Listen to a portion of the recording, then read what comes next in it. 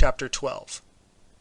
Next summer, about the time of the corn's coming into ear, 10 Syracusan and as many Locrian vessels sailed to Messina in Sicily, and occupied the town upon the invitation of the inhabitants, and Messina revolted from the Athenians.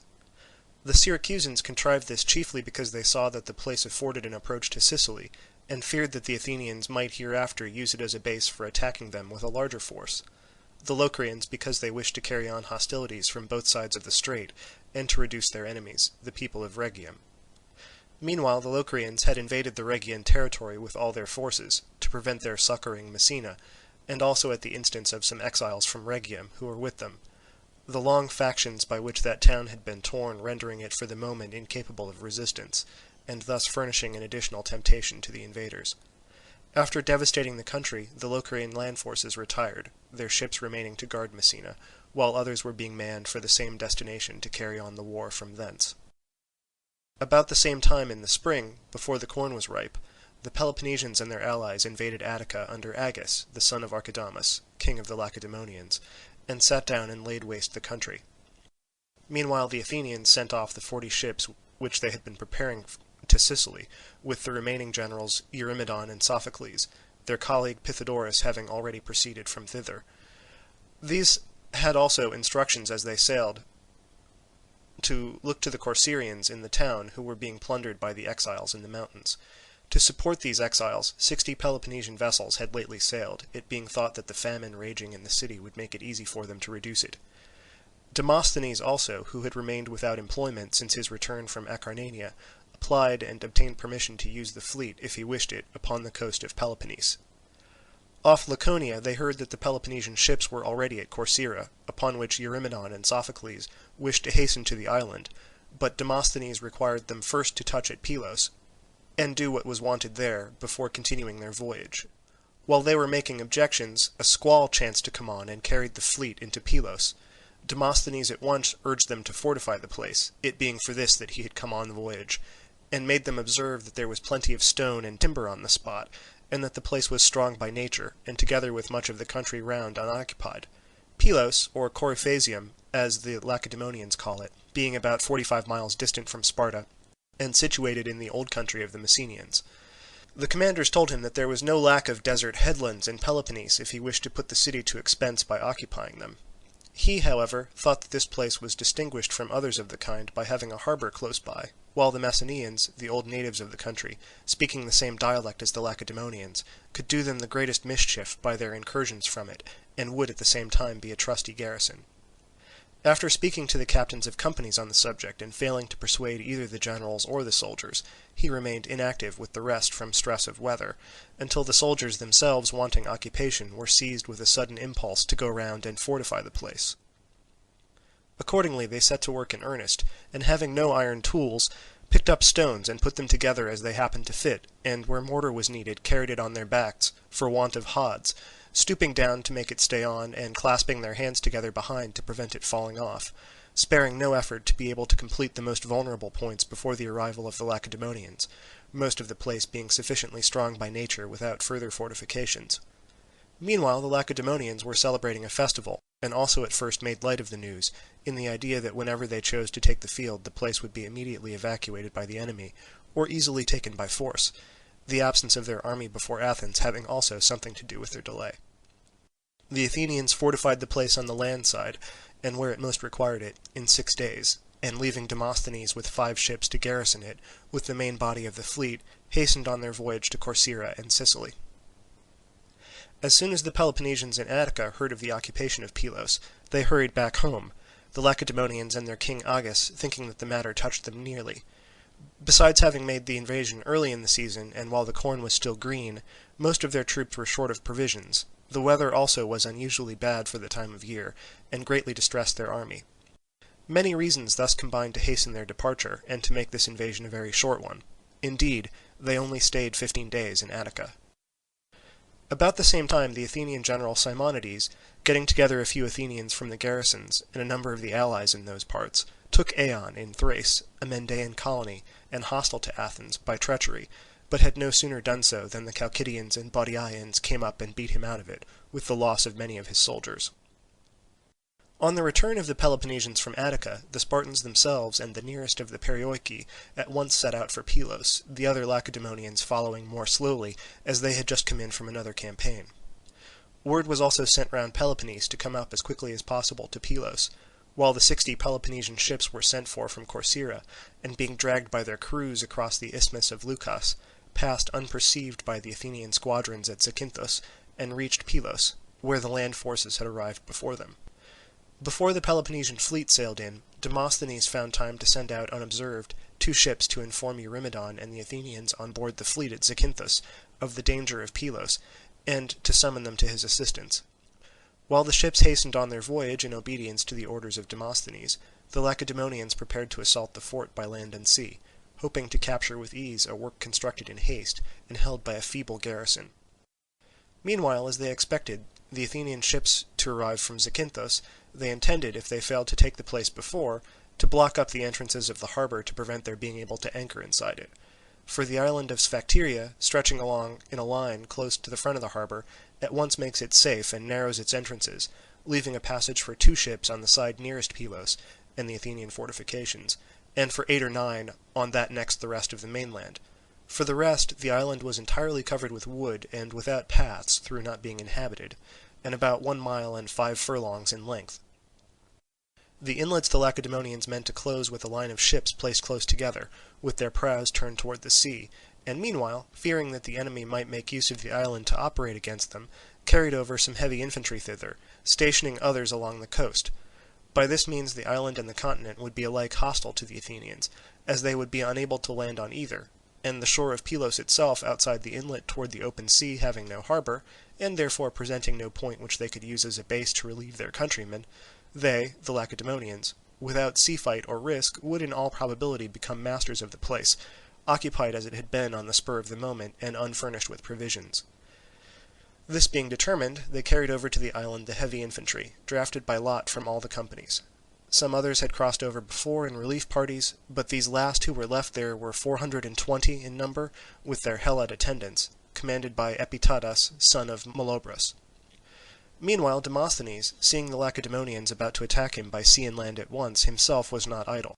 He drew up under the fortification, and enclosed in a stockade the galleys remaining to him of those which had been left him, arming the sailors taken out of them with poor shields, made most of them from osier, it being impossible to procure arms in such a desert place, and even these having been obtained from a 30-oared Messenian privateer, and a boat belonging to some Messenians who happened to have come to them. Among these Messenians were 40 heavy infantry, whom he made use of with the rest. Posting most of his men, unarmed and armed, upon the best fortified and strong points of the place towards the interior, with orders to repel any attack of the land forces, he picked 60 heavy infantry and a few archers from his whole force, and with these went outside the wall down to the sea, where he thought that the enemy would most likely attempt to land. Although the ground was difficult and rocky, looking towards the open sea, the fact that this was the weakest part of the wall would, he thought, encourage their ardor, as the Athenians, confident in their naval superiority, had here paid little attention to their defences, and the enemy, if he could force a landing, might feel secure of taking the place. At this point, accordingly, going down to the water's edge, he posted his heavy infantry to prevent it, if possible, a landing, and encouraged them in the following terms. Soldiers and comrades in this adventure, I hope that none of you in our present strait will think to show his wit by exactly calculating all the perils that encompass us, but that you will rather hasten to close with the enemy without staying to count the odds, seeing in this your best chance of safety. In emergencies like ours, calculation is out of place. The sooner the danger is faced, the better. To my mind also, most of the chances are for us, if we will only stand fast and not throw away our advantages, overawed by the numbers of the enemy. One of the points in our favor is the awkwardness of the landing. This, however, only helps us if we stand our ground. If we give way, it will be practicable enough, in spite of its natural difficulty, without a defender, and the enemy will instantly become more formidable from the difficulty he will have in retreating, supposing that we succeed in repulsing him, which we shall find it easier to do while he is on board his ships than after he has landed and meets us on equal terms. As to his numbers, these need not too much alarm you. Large as they may be, he can only engage in small detachments, from the impossibility of bringing 2. Besides, the numerical superiority that we have to meet is not that of an army on land with everything else equal, but of troops on board ship, upon an element where many favourable accidents are required to act with effect.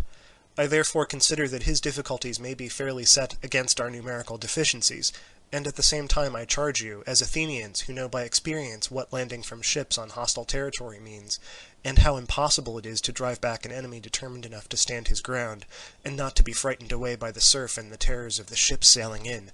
to stand fast in this present emergency, beat back the enemy at the water's edge, and save yourselves, and the place. Thus encouraged by Demosthenes, the Athenians felt more confident and went down to meet the enemy, posting themselves along the edge of the sea.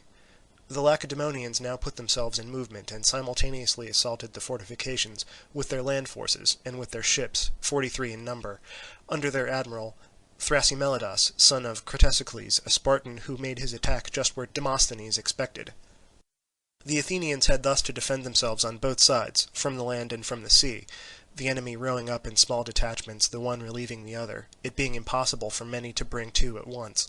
and showing great ardour in cheering each other on in the endeavour to force a passage and to take the fortification. He who most distinguished himself was Brasidas, captain of a galley, and seeing that the captains and steersmen, impressed by the difficulty of the position, hung back even where a landing might have seemed possible for fear of wrecking their vessels, he shouted out to them that they must never allow the enemy to fortify themselves in their country for the sake of saving timber, but must shiver their vessels and force a landing, and bade the allies, instead of hesitating in such a moment, to sacrifice their ships for Lacedaemon in return for her many benefits, to run them boldly aground, land in one way or another, and make themselves master of the place and its garrison. Not content with this exhortation, he forced his own steersman to run his ship ashore, and stepping on to the gangway was endeavouring to land when he was cut down by the Athenians, and after receiving many wounds fainted away. Falling into the bows, his shield slipped off his arm into the sea, and being thrown ashore was picked up by the Athenians, and afterwards used for the trophy which they set up for this attack. The rest also did their best, but were not able to land owing to the difficulty of the ground, and the unflinching tenacity of the Athenians. It was a strange reversal of the order of things for Athenians to be fighting from the land, and from Laconian land too, against Lacedaemonians coming from the sea, while Lacedaemonians were trying to land from shipboard in their own country, now become hostile, to attack Athenians, although the former were chiefly famous at that time as an inland people and superior by land, the latter as a maritime people, with a navy that had no equal. After continuing their attacks during that day and most of the next, the Peloponnesians desisted, and the day after sent some of their ships to Asine for timber to make engines, hoping to take by their aid, in spite of its height, the wall opposite the harbour, where the landing was easiest.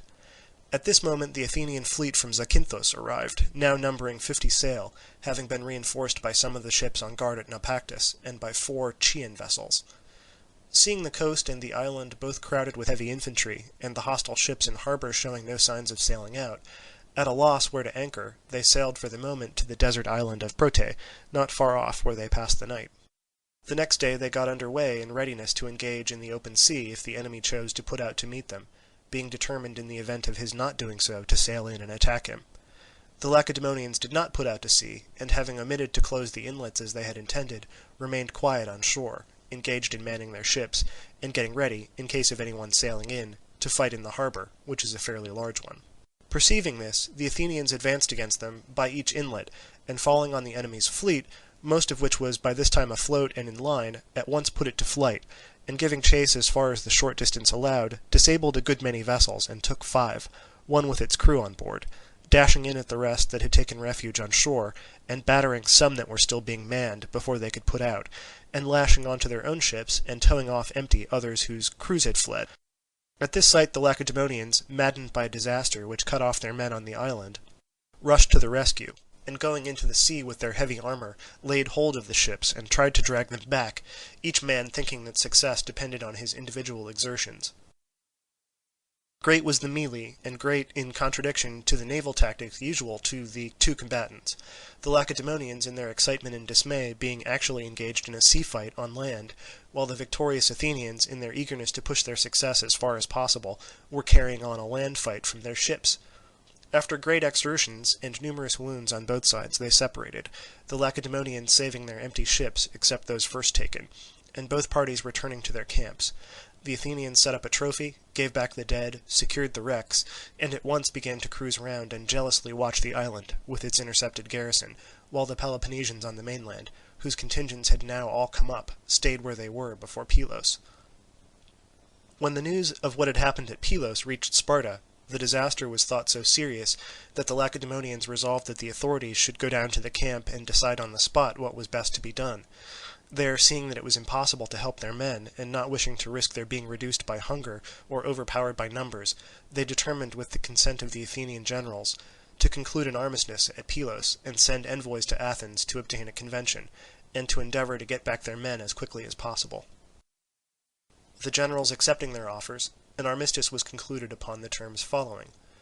that the Lacedaemonians should bring to Pylos and deliver up to the Athenians the ships that had fought in the late engagement, and all in Laconia that were vessels of war, and should make no attack on the fortification either by land or by sea. That the Athenians should allow the Lacedaemonians on the mainland to send the men in the island a certain fixed quantity of corn ready kneaded, that is to say, 2 quarts of barley meal, 1 pint of wine, and a piece of meat for each man, and half the same quantity for a servant. That this allowance should be sent in under the eyes of the Athenians, and that no boat should sail to the island except openly. That the Athenians should continue to the island same as before, without however landing upon it, and should refrain from attacking the Peloponnesian troops either by land or by sea. That if either party should infringe any of these terms in the slightest particular, the armistice should be at once void. That the armistice should hold good until the return of the Lacedaemonian envoys from Athens, the Athenians sending them thither in a galley and bringing them back again, and upon the arrival of the envoys should be at an end, and the ships be restored by the Athenians in the same state as they received them. Such were the terms of the armistice, and the ships were delivered over to the number of 60, and the envoys sent off accordingly. Arrived at Athens, they spoke as follows: Athenians, the Lacedaemonians sent us to try to find some way of settling the affair of our men on the island that shall at once be satisfactory to our interests, and as consistent with our dignity and our misfortune as circumstances permit. We can venture to speak at some length without any departure from the habit of our country. Men of few words where many are not wanted, we can be less brief when there is a matter of importance to be illustrated, and an end to be served by its illustration. Meanwhile, we beg you to take what we may say, not in a hostile spirit, nor as if we thought you ignorant and wished to lecture you, but rather as a suggestion on the best course to be taken, addressed to intelligent judges. You can now, if you choose, employ your present success to advantage, so as to keep what you have got and gain honour and reputation besides, and you can avoid the mistake of those who meet with an extraordinary piece of good fortune, and are led on by hope to grasp continually at something further, through having already succeeded without expecting it. While those who have known most vicissitudes of good and bad have also justly least faith in their prosperity, and to teach your city and ours this lesson experience has not been wanting. To be convinced of this you have only to look at our present misfortune. What power in Hellas stood higher than we did, and yet we are come to you, although we formerly thought ourselves more able to grant what we are now here to ask. Nevertheless, we have not been brought to this by any decay in our power, or through having our heads turned by aggrandizement. No, our resources are what they have always been, and our error has been an error of judgment, to which all are equally liable. Accordingly, the prosperity which your city now enjoys, and the accession that it has lately received, must not make you fancy that fortune will always be with you. Indeed, sensible men are prudent enough to treat their gains as precarious, just as they would also keep a clear head in adversity, and think that war, so far from staying within the limit to which a combatant may wish to confine it, will run the course that its chances prescribe, and thus, not being puffed up by confidence in military success, they are less likely to come to grief, and most ready to make peace, if they can, while their fortune lasts. This, Athenians, you have a good opportunity to do now with us, and thus to escape the possible disasters which may follow upon your refusal, and the consequent imputation of having owed to accident even your present advantages, when you might have left behind you a reputation for power and wisdom which nothing could endanger. The Lacedaemonians accordingly invite you to make a treaty and to end the war, and offer peace and alliance and the most friendly and intimate relations in every way and on every occasion between us, and in return ask for the men on the island, thinking it better for both parties not to stand out to the end, on the chance of some favourable accident enabling the men to force their way out, or of their being compelled to succumb under the pressure of blockade, Indeed, if great enmities are ever to be really settled, we think it will be not by the system of revenge and military success, and by forcing an opponent to swear to a treaty to his disadvantage, but when the more fortunate combatant waives these his privileges, to be guided by gentler feelings, conquers his rival in generosity, and accords peace on more moderate conditions than he expected. From that moment, instead of the debt of revenge which violence must entail, his adversary owes a debt of generosity to be paid in kind, and is inclined by honour to stand to his agreement. And men oftener act in this manner towards their greatest enemies than where the quarrel is of less importance. They are also by nature as glad to give way to those who first yield to them, as they are apt to be provoked by arrogance to risks condemned by their own judgment. To apply this to ourselves, if peace was ever desirable for both parties, it is surely so at the present moment, before anything irremediable befall us and force us to hate you eternally, personally as well as politically, and you to miss the advantages that we now offer you. While the issue is still in doubt and you have reputation and our friendship in prospect, and we the compromise of our misfortune before anything fatal occur, let us be reconciled, and for ourselves choose peace instead of war, and grant to the rest of Hellenes a remission from their sufferings, for which be sure they will think they have chiefly you to thank. The war that they labour under they know not which began, but the peace that concludes it, as it depends on your decision, will by their gratitude be laid at your door. By such a decision you can become firm friends with the Lacedaemonians at their own invitation, which you do not force from them, but oblige them by accepting. And from this friendship consider the advantages that are likely to follow. When Attica and Sparta are at one, the rest of Hellas, be sure, will remain in respectful inferiority before its heads. Such were the words of the Lacedaemonians, their idea being that the Athenians, already desirous of a truce and only kept back by their opposition, would joyfully accept a peace freely offered and give back the men. The Athenians, however, having the men on the island, thought that the treaty would be ready for them whenever they chose to make it, and grasped at something further. Foremost to encourage them in this policy was Cleon, son of Cleonetus, a popular leader of the time and very powerful with the multitude, who persuaded them to answer as follows. First, the men in the island must surrender themselves and their arms and be brought to Athens. Next, the Lacedaemonians must restore Nicaea, Pegae, Troezen, and Achaea, all places acquired not by arms, but by the previous convention, under which they had been ceded by Athens herself at a moment of disaster, when a truce was more necessary to her than at present. This done, they might take back their men and make a truce for as long as both parties might agree. To this answer the envoys made no reply, but asked that commissioners might be chosen with whom they might confer on each point, and quietly talk the matter over and try to come to some agreement. Hereupon Cleon violently assailed them, saying that he knew from the first that they had no right intentions, and that it was clear enough now by their refusing to speak before the people and wanting to confer in secret with a committee of 2 or 3. No, if they meant anything honest, let them say it out before all. The Lacedaemonians, however, seeing that whatever concessions they might be prepared to make in their misfortune, it was impossible for them to speak before the multitude and lose credit with their allies, for a negotiation which might after all miscarry, and on the other hand, that the Athenians would never grant what they asked upon moderate terms, returned from Athens without having effected anything. Their arrival at once put an end to the armistice at Pylos, and the Lacedaemonians asked back their ships according to the convention. The Athenians, however, alleged an attack on the fort in contravention of the truce, and other grievances seemingly not worth mentioning, and refused to give them back, insisting upon the clause by which the slightest infringement made the armistice void. The Lacedaemonians, after denying the contravention and protesting against their bad faith in the matter of the ships, went away and earnestly addressed themselves to the war. Hostilities were now carried on at Pylos upon both sides with vigour. The Athenians cruised round the island all day with 2 ships going different ways, and by night, except on the seaward side in windy weather, anchored round it with their whole fleet, which, having been reinforced by 20 ships from Athens come to aid in the blockade, now numbered 70 sail,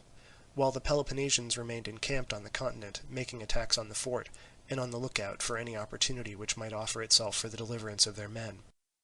Meanwhile the Syracusans and their allies in Sicily had brought up to the squadron guarding Messina the reinforcement which we left them preparing, and carried on the war from thence, incited chiefly by the Locrians from hatred of the Rhegians, whose territory they had invaded with all their forces. The Syracusans also wished to try their fortune at sea, seeing that the Athenians had only a few ships actually at Rhegium, and hearing that the main fleet destined to join them was engaged in blockading the island. A naval victory, they thought, would enable them to blockade Rhegium by sea and land, and easily to reduce it, a success which would at once place their affairs upon a solid basis, the promontory of Rhegium in Italy and Messina in Sicily being so near each other that it would be impossible for the Athenians to cruise against them and command the strait. The strait in question consists of the sea between Rhegium and Messina, at the point where Sicily approaches nearest to the continent, and is the Charybdis through which the story makes Ulysses sail, and the narrowness of the passage and the strength of the current that pours in from the vast Tyrrhenian and Sicilian mains have rightly given it a bad reputation. In this strait the Syracusans and their allies were compelled to fight, late in the day, about the passage of a boat, putting out with rather more than 30 ships against 60 Athenians and 8 Rhegian vessels. Defeated by the Athenians, they hastily set off each for himself to their own stations at Messina and Rhegium, with the loss of 1 ship, night coming on before the battle was finished. After this the Locrians retired from the Rhegian territory, and the ships of the Syracusans and their allies united and came to anchor at Cape Pelorus, in the territory of Messina, where their land forces joined them. Here the Athenians and Rhegians sailed up, and seeing the ships unmanned, made an attack, in which they in turn lost 1 vessel, which was caught by a grappling iron, the crew saving themselves by swimming. After this the Syracusans got on board their ships, and while they were being towed alongshore to Messina, were again attacked by the Athenians, but suddenly got out to sea and became the assailants, and caused them to lose another vessel. After thus holding their own in the voyage alongshore and in the engagement as above described, the Syracusans sailed on into the harbour of Messina. Meanwhile the Athenians, having received warning that Camarina was about to be betrayed to the Syracusans by Archias and his party, sailed thither, and the Messinese took this opportunity to attack by sea and land with all their forces their Chalcidian neighbour Naxos. The first day they forced the Naxians to keep their walls and laid waste their country. The next they sailed round with their ships and laid waste the land on the river Acesines, while their land forces menaced the city. Meanwhile the Sicels came down from the high country in great numbers to aid against the Messinese, and the Naxians, elated at the sight and animated by a belief that the Leontines and their other Hellenic allies were coming to their support, suddenly sallied out from the town and attacked and routed the Messinese, killing more than 1,000 of them, while the remainder suffered severely in their retreat home, being attacked by the barbarians on the road, and most of them cut off. The ships put into Messina and afterwards dispersed for their different homes. The Leontines and their allies, with the Athenians, upon this at once turned their arms against the now weakened Messina, and attacked, the Athenians with their ships on the one side of the harbour, and the land forces on that of the town. The Messinese, however, sallying out with Damatoles and some Locrians who had been left to garrison the city after the disaster, suddenly attacked and routed most of the Leontine army, killing a great number, upon seeing which the Athenians landed from their ships, and falling on the Messinese in disorder, chased them back into the town, and setting up a trophy, retired to Rhegium. After this the Hellenes in Sicily continued to make war on each other by land, without the Athenians. Meanwhile the Athenians at Pylos were still besieging the Lacedaemonians in the island, the Peloponnesian forces on the continent remaining where they were. The blockade was very laborious from the Athenians for want of food and water. There was no spring except one in the citadel of Pylos itself, and that not a large one, and most of them were obliged to grub up the shingle on the sea beach and drink such water as they could find. They also suffered from want of room, being encamped in a narrow space, and as there was no anchorage for the ships, some took their meals on shore in their turn, while the others were anchored out at sea. But their greatest discouragement arose from the unexpectedly long time which it took to reduce a body of men shut up in a desert island, with only brackish water to drink, a matter which they had imagined would take them only a few days. The fact was that the Lacedaemonians had made an advertisement for volunteers to carry into the island ground corn, wine, cheese, and any other food useful in a siege, high prices being offered, and freedom promised to any of the Helots who should succeed in doing so. The Helots accordingly were most forward to engage in this risky traffic, putting off from this or that part of Peloponnese, and running in by night on the seaward side of the island. They were best pleased, however, when they could catch a wind to carry them in. It was more easy to elude the lookouts of the galleys when it blew from the seaward, as it became impossible for them to anchor round the island, while the Helots had their boats rated at their value in money, and ran them ashore, without caring how they landed, being sure to find the soldiers waiting for them at the landing places. But all who risked it in fair weather were taken. Divers also swam in under water from the harbour, dragging by a cord in skins poppy seed mixed with honey, and bruised linseed. These at first escaped notice, but afterwards a lookout was kept for them. In short, both sides tried every possible contrivance, the one to throw in provisions, the other to prevent their introduction.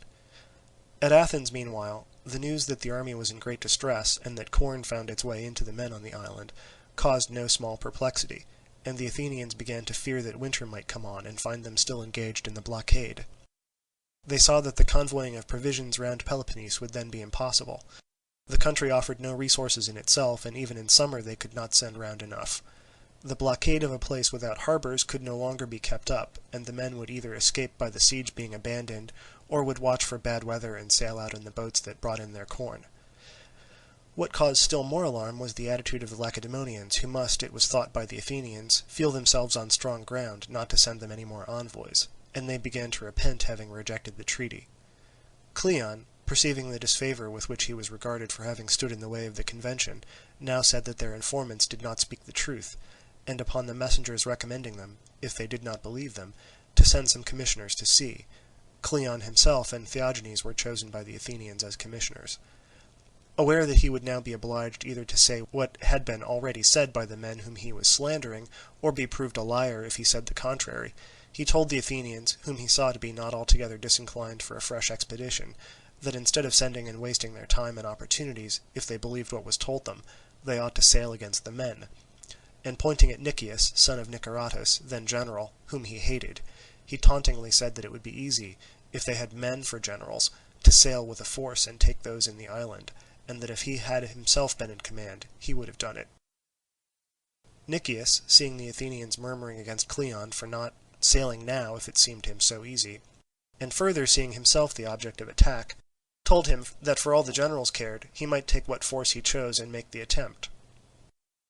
At first Cleon fancied that this resignation was merely a figure of speech, and was ready to go, but finding that it was seriously meant, he drew back, and said that Nicias, not he, was general, being now frightened, and having never supposed that Nicias would go so far as to retire in his favour. Nicias, however, repeated his offer, and resigned the command against Pylos, and called the Athenians to witness that he did so.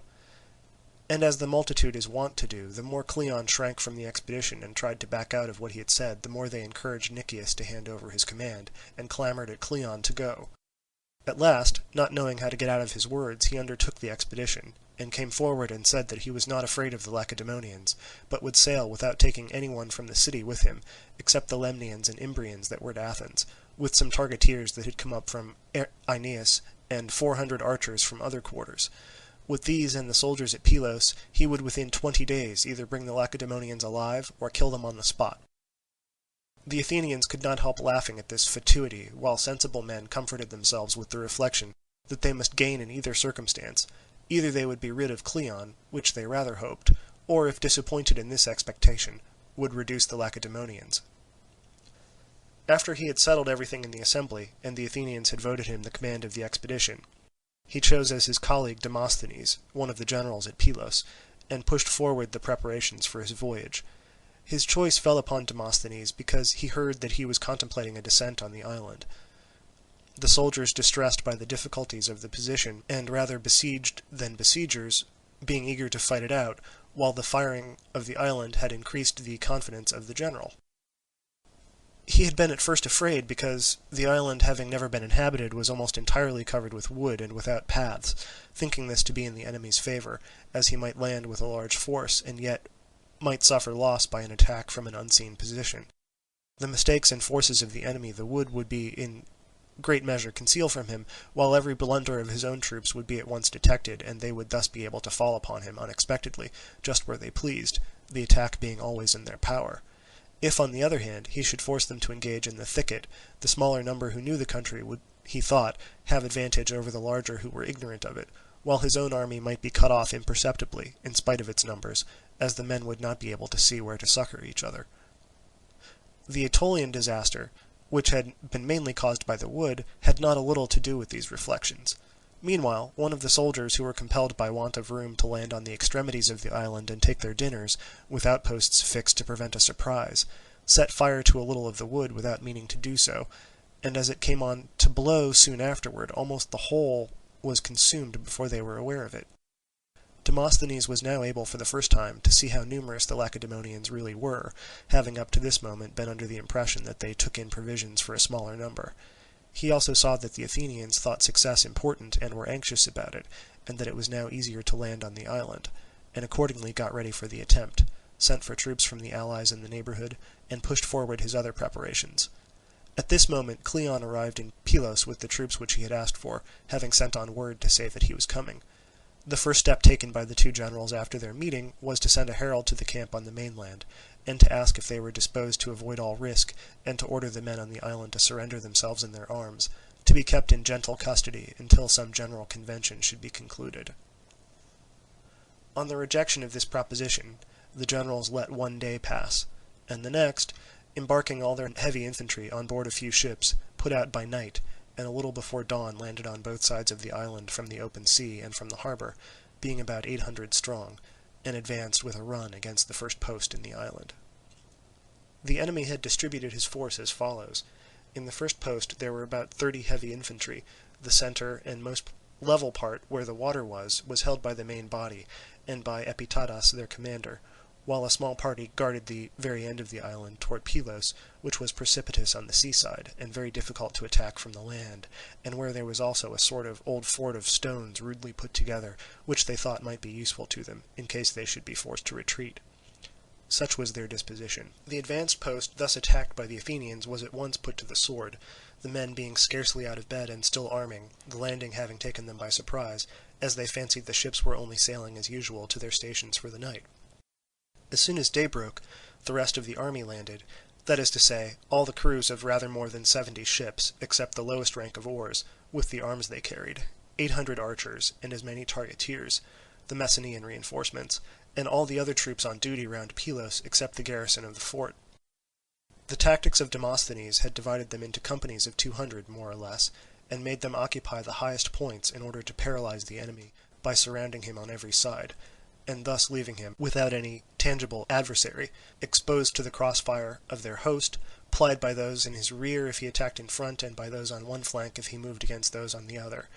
In short, wherever he went he would have assailants behind him, and these light-armed assailants the most awkward of all. Arrows, darts, stones, and slings making them formidable at a distance, and there being no means of getting at them in close quarters as they could conquer flying, and the moment their pursuer turned they were upon him. Such was the idea that inspired Demosthenes in his conception of the descent, and presided over its execution. Meanwhile the main body of the troops in the island, that is, that under Epitadas, seeing their outpost cut off, and an army advancing against them, serried their ranks and pressed forward to close with the Athenian heavy infantry in front of them, the light troops being upon their flanks and rear. However, they were not able to engage or profit by their superior skill, the light troops keeping them in check on either side with their missiles, and the heavy infantry remaining stationary instead of advancing to meet them. And although they routed the light troops wherever they ran up and approached too closely, yet they retreated fighting, being lightly equipped, and easily getting the start in their flight, from the difficult and rugged nature of the ground in an island hitherto desert, over which the Lacedaemonians could not pursue them with their heavy armour. After the skirmishing had lasted some little while, the Lacedaemonians became unable to dash out with the same rapidity as before upon the points attacked, and the light troops, finding that they now fought with less vigour, became more confident. They could see with their own eyes that they were many times more numerous than the enemy. They were now more familiar with his aspect, and found him less terrible, the result not having justified the apprehensions which they had suffered, when they first landed in slavish dismay at the idea of attacking Lacedaemonians, and accordingly their fear changing to disdain, they now rushed all together with loud shouts upon them, and pelted them with stones, darts, and arrows, whichever came first to hand. The shouting accompanying their onset confounded the Lacedaemonians, unaccustomed to this mode of fighting. Dust rose from the newly burnt wood, and it was impossible to see in front of one with the arrows and stones flying through clouds of dust from the hands of numerous assailants. The Lacedaemonians had now to sustain a rude conflict. Their caps would not keep out the arrows, darts had broken off in the armour of the wounded, while they themselves were helpless for offence, being prevented from using their eyes to see what was before them, and unable to hear the word of command for the hubbub raised by the enemy. Danger encompassed them on every side, and there was no hope of any means of defence or safety. At last, after many had already been wounded in the confined space in which they were fighting, they formed in close order and retired on the fort at the end of the island, which was not far off, and to their friends who held it. The moment they gave way, the light troops became bolder and pressed upon them, shouting louder than ever, and killed as many as they came up with in their retreat, but most of the Lacedaemonians made good their escape to the fort, and with it the garrison ranged themselves all along its whole extent to repulse the enemy wherever it was assailable. The Athenians pursuing, unable to surround and hem them in owing to the strength of the ground, attacked them in front and tried to storm the position. For a long time indeed, for most of the day, both sides held out against all torments of the battle, thirst and sun, the one endeavouring to drive the enemy from the high ground, the other to maintain himself upon it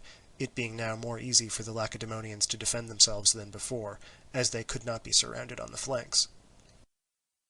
The struggle began to seem endless when the commander of the Messenians came to Cleon and Demosthenes and told them that they were losing their labour, but if they would give him some archers and light troops to go round the enemy's rear by a way he would undertake to find, he thought he could force the approach. Upon receiving what he asked for, he started from a point out of sight in order not to be seen by the enemy, and creeping on wherever the precipices of the island permitted, and where the Lacedaemonians, trusting to the strength of the ground, kept no guard, succeeded after the greatest difficulty in getting round without their seeing him, and suddenly appeared on the high ground in their rear, to the dismay of the surprised enemy, and the still greater joy of his expectant friends. The Lacedaemonians, thus placed between two fires, and in the same dilemma to compare small things with great, as at Thermopylae, where the defenders were cut off through the Persians getting round the path, being now attacked in front and behind, began to give way, and overcome by the odds against them, and exhausted from want of food, retreated. The Athenians were already masters of the approaches when Cleon and Demosthenes, perceiving that if the enemy gave way a single step further they would be destroyed by their soldiery, put a stop to the battle and held their men back, wishing to take the Lacedaemonians alive to Athens, and hoping that their stubbornness might relax on hearing the offer of terms, and that they might surrender and yield to the present overwhelming danger. Proclamation was accordingly made to know if they would surrender themselves and their arms to the Athenians to be dealt with at their discretion. The Lacedaemonians hearing this offer, most of them lowered their shields and waved their hands to show that they accepted it. Hostilities now ceased, and a parley was held between Cleon and Demosthenes and Styphon, son of Pharax, on the other side, since Epitadas, the first of the previous commanders, had been killed, and Hippogretas, the next in command, left for dead among the slain, though still alive, and thus the command had devolved upon Styphon according to the law, in case of anything happening to his superiors. Styphon and his companions said they wished to send a herald to the Lacedaemonians on the mainland to know what they were to do. The Athenians would not let any of them go, but themselves called for heralds from the mainland, and after questions had been carried backwards and forwards 2 or 3 times, the last men that passed over from the Lacedaemonians on the continent brought this message: "The Lacedaemonians bid you to decide for yourselves, so long as you do nothing dishonourable." Upon which, after consulting together, they surrendered themselves and their arms. The Athenians, after guarding them that day and night, the next morning set up a trophy in the island, and got ready to sail, giving their prisoners in batches to be guarded by the captains of the galleys, and the Lacedaemonians sent a herald and took up their dead. The number of the killed and prisoners taken in the island was as follows: 420 heavy infantry passed over, 300 all but 8 were taken alive to Athens, the rest were killed. About 120 of the prisoners were Spartans. The Athenian loss was small, the battle not having been fought at close quarters. The blockade in all, counting from the fight at sea to the battle in the island, had lasted 72 days. For 20 of these, during the absence of the envoys sent to treat for peace, the men had provisions given them, for the rest they were fed by the smugglers. Corn and other victual was found in the island, the commander Epitadas having kept the men upon half rations. The Athenians and Peloponnesians now each withdrew their forces from Pylos and went home, and crazy as Cleon's promise was, he fulfilled it by bringing the men to Athens within the 20 days as he had pledged himself to do. Nothing that happened in the war surprised the Hellenes so much as this. It was the opinion that no force or famine could make the Lacedaemonians give up their arms, but that they would fight on as they could and die with them in their hands. Indeed, people could scarcely believe that those who had surrendered were of the same stuff as the fallen, and an Athenian ally, who some time after insultingly asked one of the prisoners from the island if those that had fallen were men of honour, received for answer that the atraktos, that is the arrow, would be worth a great deal if it could tell men of honour from the rest, in allusion to the fact that the killed were those whom the stones and arrows happened to hit. Upon the arrival of the men, the Athenians determined to keep them in prison until the peace, and if the Peloponnesians invaded their country in the interval, to bring them out and put them to death.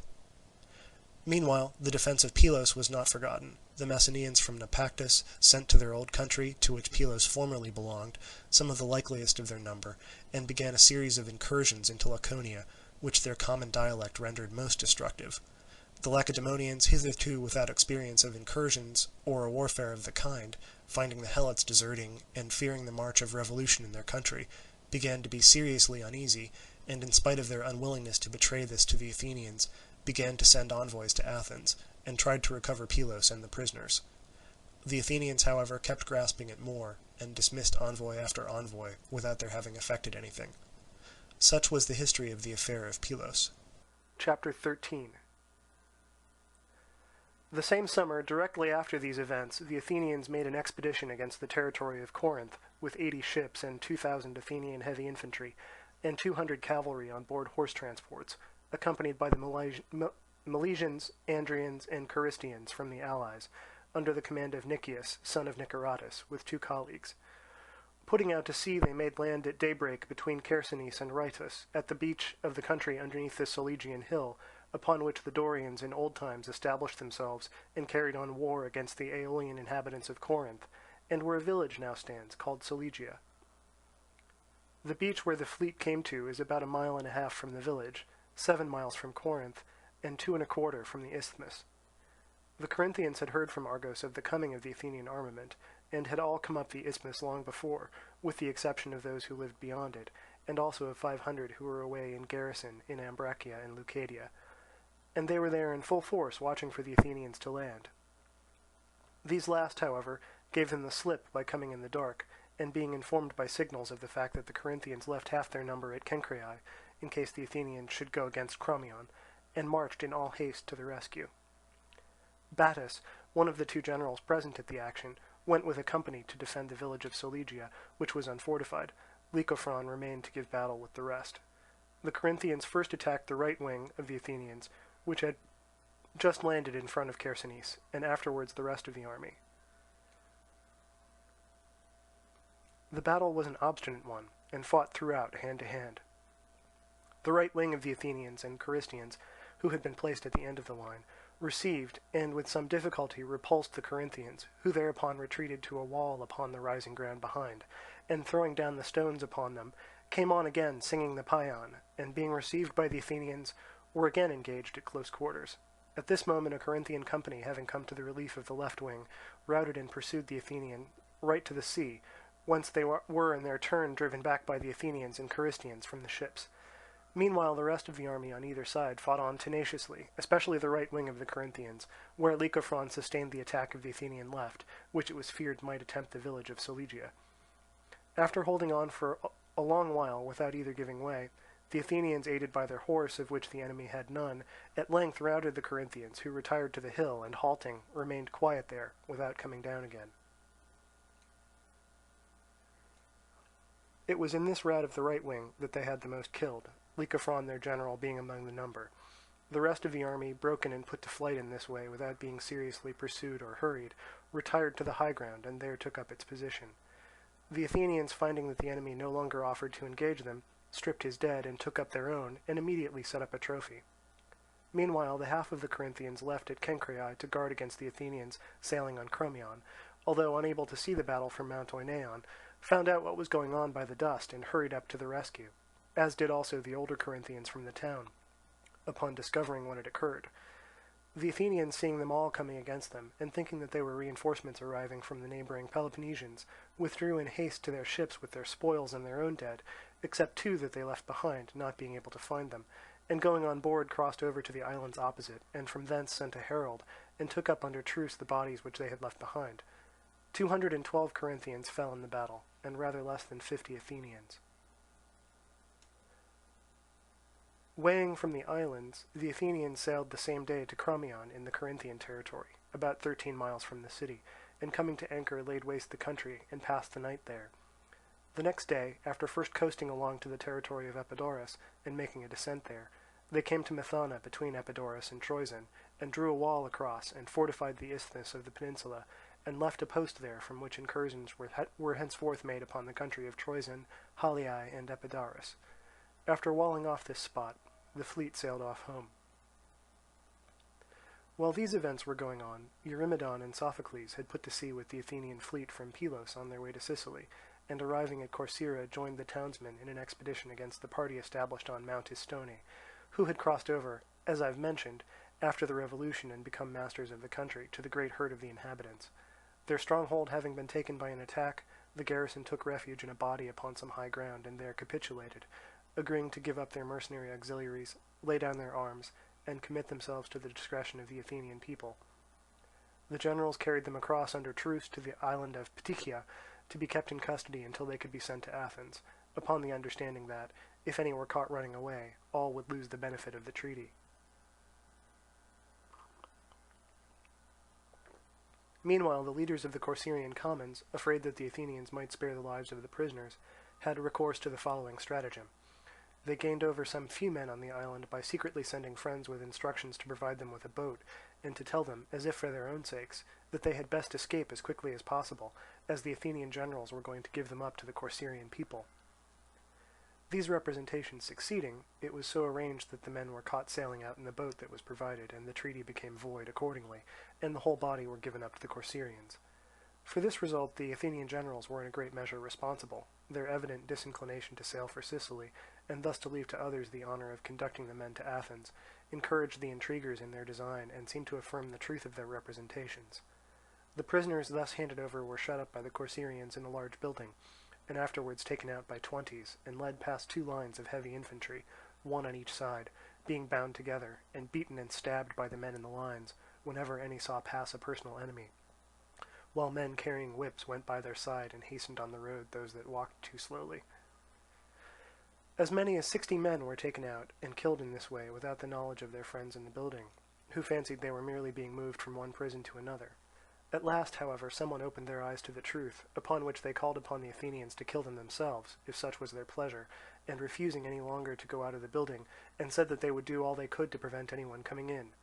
The Corcyraeans, not liking themselves to force a passage by the doors, got up on top of the building, and breaking through the roof, threw down the tiles and let fly arrows at them, from which the prisoners sheltered themselves as well as they could. Most of their number, meanwhile, were engaged in dispatching themselves, by thrusting into their throats the arrows shot by the enemy, and hanging themselves with the cords taken from some beds that happened to be there, and with strips made from their clothing, adopting, in short, every possible means of self-destruction, and also falling victims to the missiles of their enemies on the roof. Night came on while these horrors were enacting, and most of it had passed before they were concluded. And when it was day, the Corcyraeans threw them in layers upon wagons and carried them out of the city. All the women taken in the stronghold were sold as slaves. In this way the Corcyraeans of the mountain were destroyed by the commons, and so, after terrible excesses, the party strife came to an end, and at least as far as the period of this war is concerned, for of one party there was practically nothing left. Meanwhile the Athenians sailed off to Sicily, their primary destination, and carried on the war with their allies there. At the close of the summer the Athenians at Naupactus and the Acarnanians made an expedition against Anactorium, the Corinthian town lying at the mouth of the Ambracian Gulf, and took it by treachery, and the Acarnanians themselves, sending settlers from all parts of Acarnania, occupied the place. Summer was now over. During the winter ensuing, Aristides, son of Archippus, one of the commanders of the Athenian ships sent to collect money from the allies, arrested at Eion, on the Strymon, Artaphernes, a Persian, on his way from the king to Lacedaemon. He was conducted to Athens, where the Athenians got his dispatches translated from the Assyrian characters, and read them.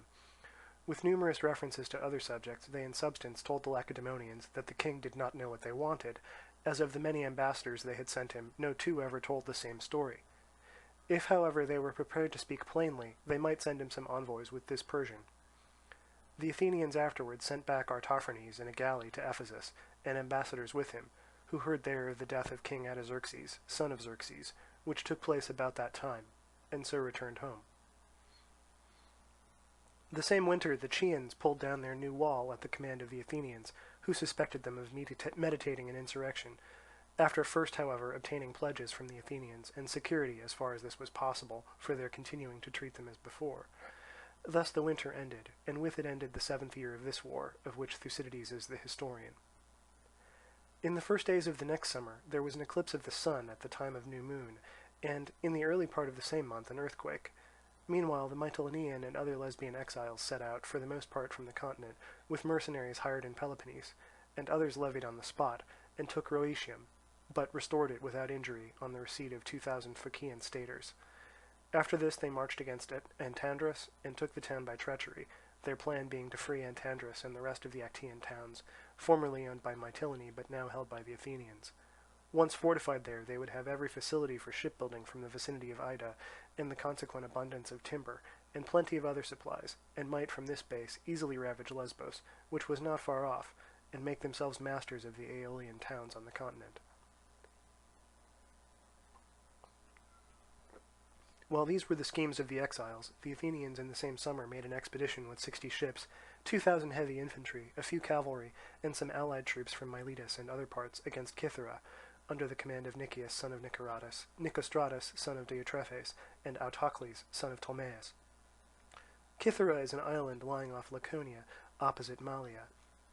The inhabitants are Lacedaemonians of the class of the Perioeci, and an officer called the Judge of Cythera went over to the place annually from Sparta. A garrison of heavy infantry was also regularly sent there, and great attention paid to the island, as it was the landing place for the merchantmen from Egypt and Libya, and at the same time secured Laconia from the attacks of privateers from the sea, at the only point where it is assailable, as the whole coast rises abruptly toward the Sicilian and Cretan seas. Coming to land here with their armament, the Athenians with 10 ships and 2,000 Milesian heavy infantry took the town of Scandia on the sea, and with the rest of their forces landing on the side of the island looking towards Malea, went against the lower town of Cythera, where they found all the inhabitants encamped. A battle ensuing, the Cytherians held their ground for some little while, and then turned and fled into the upper town, where they soon afterwards capitulated to Nicias and his colleagues, agreeing to leave their fate to the decision of the Athenians, their lives only being safe. A correspondence had previously been going on between Nicias and certain of the inhabitants, which caused the surrender to be effected more speedily, and upon terms more advantageous present and future for the Cytherians, who would otherwise have been expelled by the Athenians on account of their being Lacedaemonians, and their island being so near to Laconia. After the capitulation, the Athenians occupied the town of Scandia near the harbour, and appointing a garrison for Cythera, sailed to Acini, Hellas, and most of the places on the sea, and making descents and passing the night on shore at such spots as were convenient, continued ravaging the country for about 7 days. The Lacedaemonians, seeing the Athenians masters of Cythera, and expecting descents of the kind upon their coasts, nowhere opposed them in force, but sent garrisons here and there through the country, consisting of as many heavy infantry as the points menaced seemed to require, and generally stood very much upon the defensive.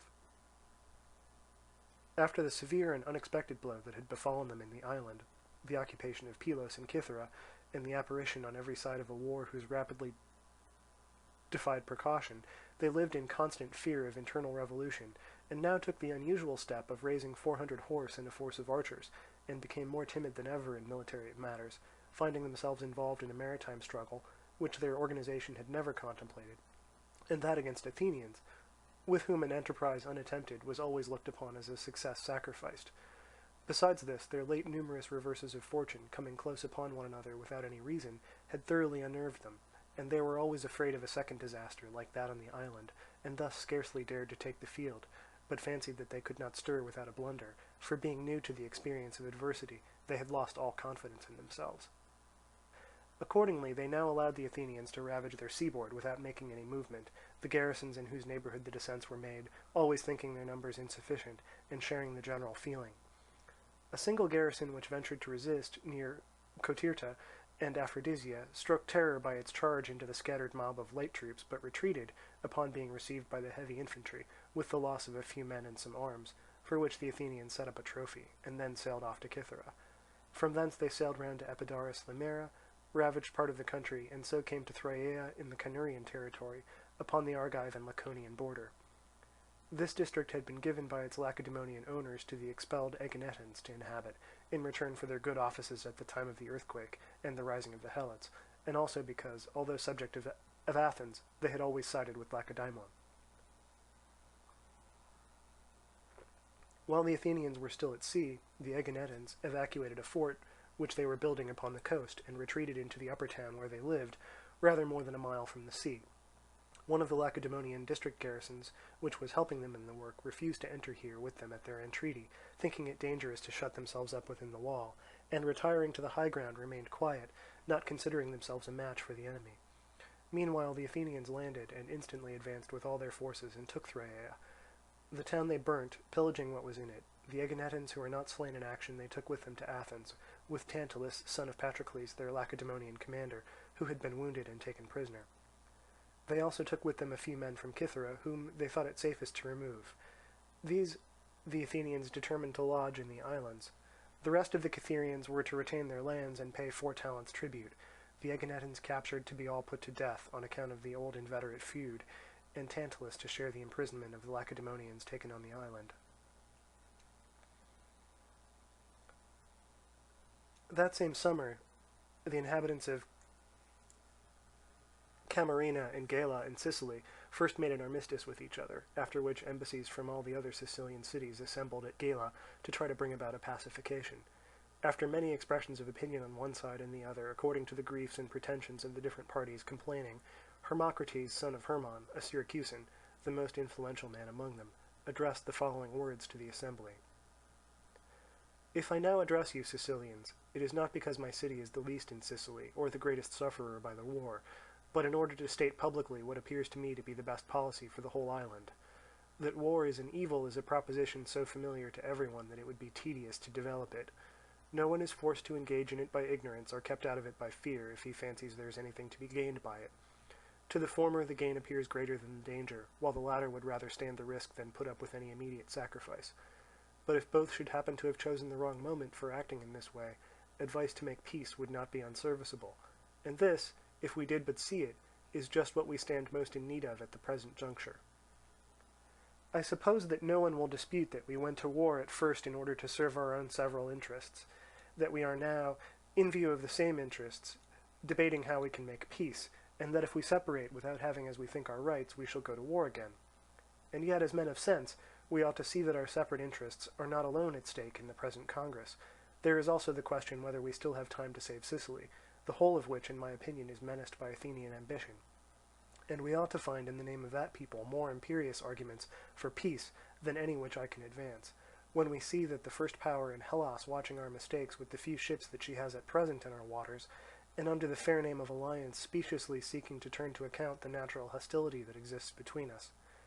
If we go to war and call in to help us a people that are ready enough to carry their arms even where they're not invited, and if we injure ourselves at our own expense, and at the same time serve as the pioneers of their dominion, we may expect, when they see us worn out, that they will one day come with a larger armament, and seek to bring all of us into subjection. And yet, as sensible men, if we call in allies and court danger, it should be in order to enrich our different countries with new acquisitions, and not to ruin what they possess already.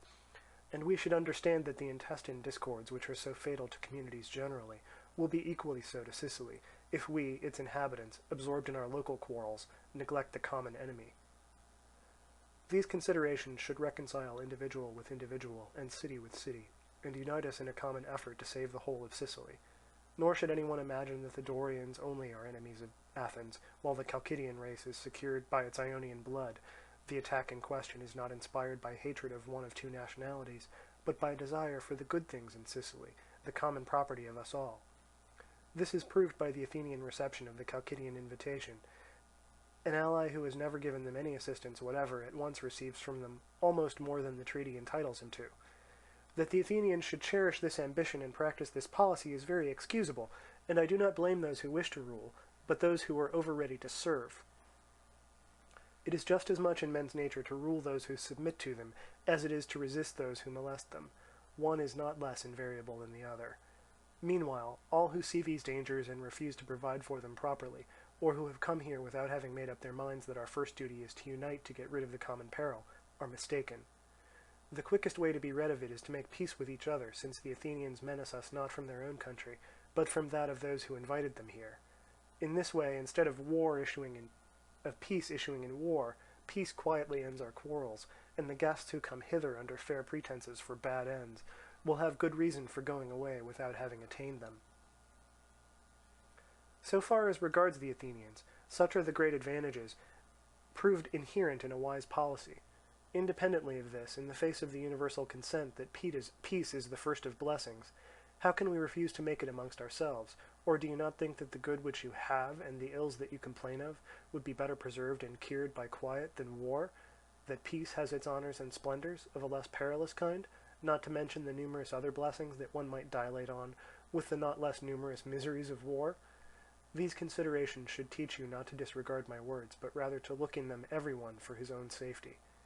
If there be any here who feels certain either by right or might to effect his object, let not this surprise be to him too severe a disappointment.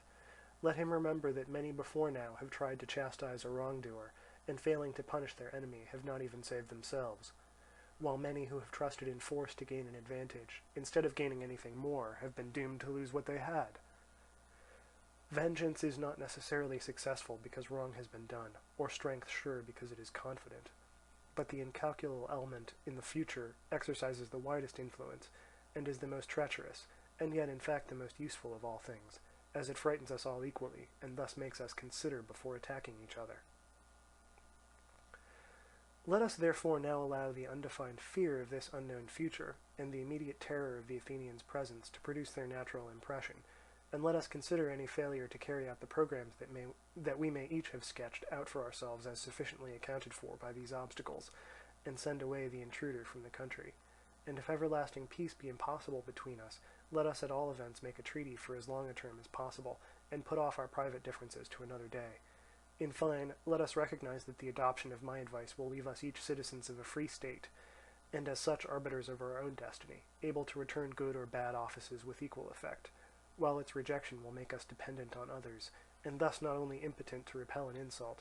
but on the most favourable supposition, friends to our direst enemies, and at feud with our natural friends.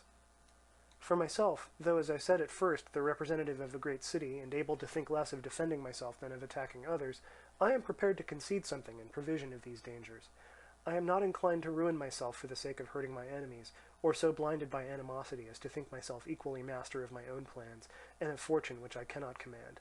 But I am ready to give up anything in reason. I call upon the rest of you to imitate my conduct of your own free will, without being forced to do so by the enemy.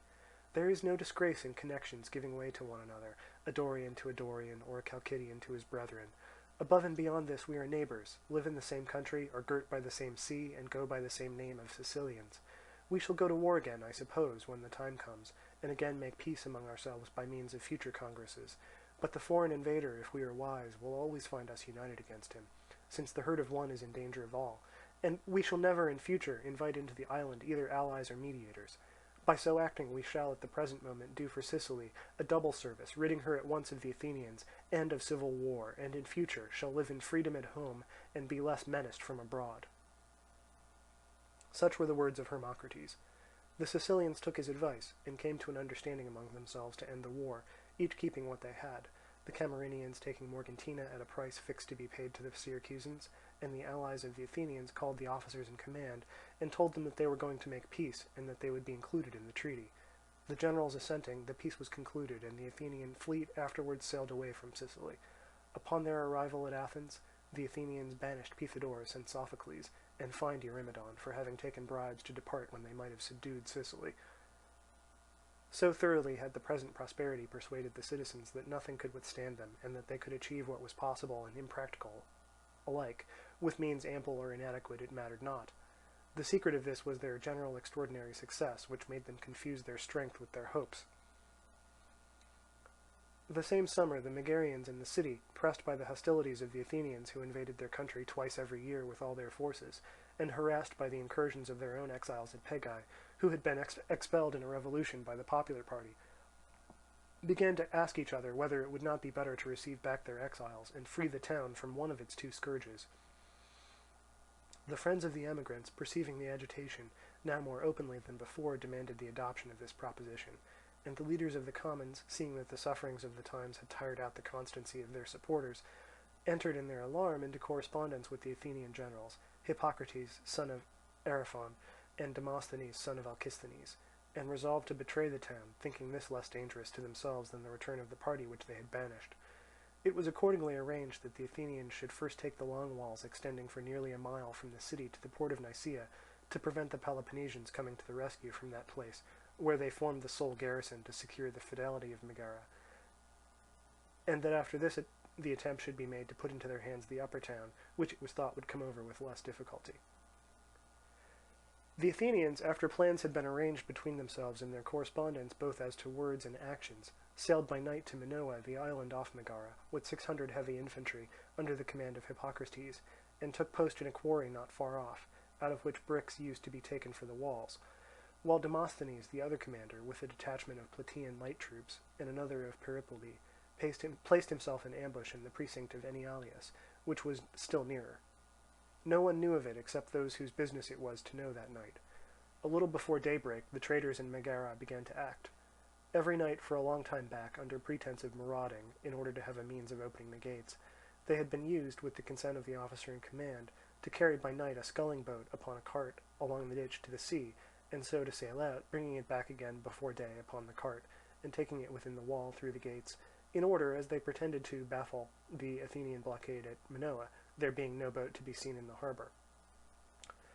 On the present occasion the cart was already at the gates, which had been opened in the usual way for the boat, when the Athenians, with whom this had been concerted, saw it, and ran at the top of their speed from the ambush, in order to reach the gates before they were shut again.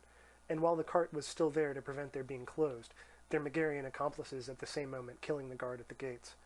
The first to run in was Demosthenes with his Plataeans and Peripoli, just where the trophy now stands, and he was no sooner within the gates than the Plataeans engaged and defeated the nearest party of Peloponnesians, who had taken the alarm and came to the rescue, and secured the gates for the approaching Athenian heavy infantry.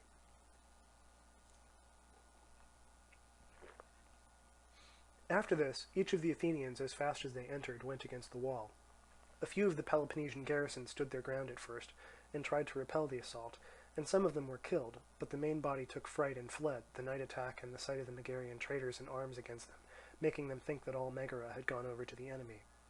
It so happened also that the Athenian herald of his own idea called out and invited any of the Megarians that wished to join the Athenian ranks, and this was no sooner heard by the garrison than they gave way, and, convinced that they were victims of a concerted attack, took refuge in Nicaea. By daybreak, the walls being now taken, and the Megarians in the city in great agitation, the persons who had negotiated with the Athenians, supported by the rest of the popular party which was privy to the plot, said that they ought to open the gates and march out to battle. It had been concerted between them that the Athenians should rush in the moment that the gates were opened, while the conspirators were to be distinguished from the rest by being anointed with oil, and so to avoid being hurt.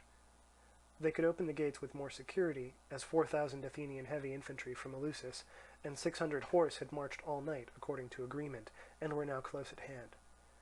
The conspirators were already anointed and at their posts by the gates, when one of their accomplices denounced the plot to the opposite party, who gathered together and came in a body, and roundly said that they must not march out, a thing they had never yet ventured on, even when in greater force than at present, or wantonly compromise the safety of the town,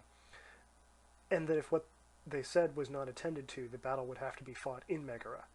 For the rest, they gave no sign of their knowledge of the intrigue, but stoutly maintained that their advice was the best, and meanwhile kept close by and watched the gates, making it impossible for the conspirators to effect their purpose. The Athenian generals, seeing that some obstacle had arisen and that the capture of the town by force was no longer practicable, at once proceeded to invest Nicaea, thinking that, if they could take it before relief arrived, the surrender of Megara would soon follow. Iron and stonemasons, and everything else required, quickly coming up from Athens, the Athenians started from the wall which they occupied, and from this point built a cross-wall looking towards Megara down to the sea on either side of Nicaea, the ditch and the walls being divided among the army, stones and bricks taken from the suburb, and the fruit trees and timber cut down to make a palisade wherever this seemed necessary, the houses also in the suburb with the addition of battlements sometimes entering into the fortification. The whole of this day the work continued, and by the afternoon of the next the wall was all but completed, when the garrison in Nicaea, alarmed by the absolute want of provisions, which they used to take in from the upper town, not anticipating any speedy relief from the Peloponnesians, and supposing Megara to be hostile, capitulated to the Athenians on condition that they should give up their arms, and should each be ransomed for a stipulated sum. Their Lacedaemonian commander, and any others of his countrymen in the place, being left to the discretion of the Athenians. On these conditions they surrendered and came out, and the Athenians broke down the long walls at their point of junction with Megara, took possession of Nicaea, and went on with their other preparations.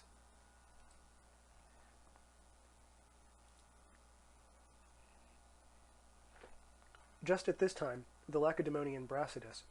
son of Tellus, happened to be in the neighbourhood of Sicyon and Corinth, getting ready an army for Thrace. As soon as he heard of the capture of the walls, fearing for the Peloponnesians in Nicaea and the safety of Megara, he sent to the Boeotians to meet him as quickly as possible at Tripodiscus, a village so called of the Megarid, under Mount Geranea, and went himself with 2,700 Corinthian heavy infantry, 400 Phliasians, 600 Sicyonians, and such troops of his own as he had already levied, expecting to find Nicaea not yet taken. Hearing of its fall, he had marched out by night to Tripodiscus. He took 300 picked men from the army without waiting till his coming should be known, and came up to Megara unobserved by the Athenians, who were down by the sea,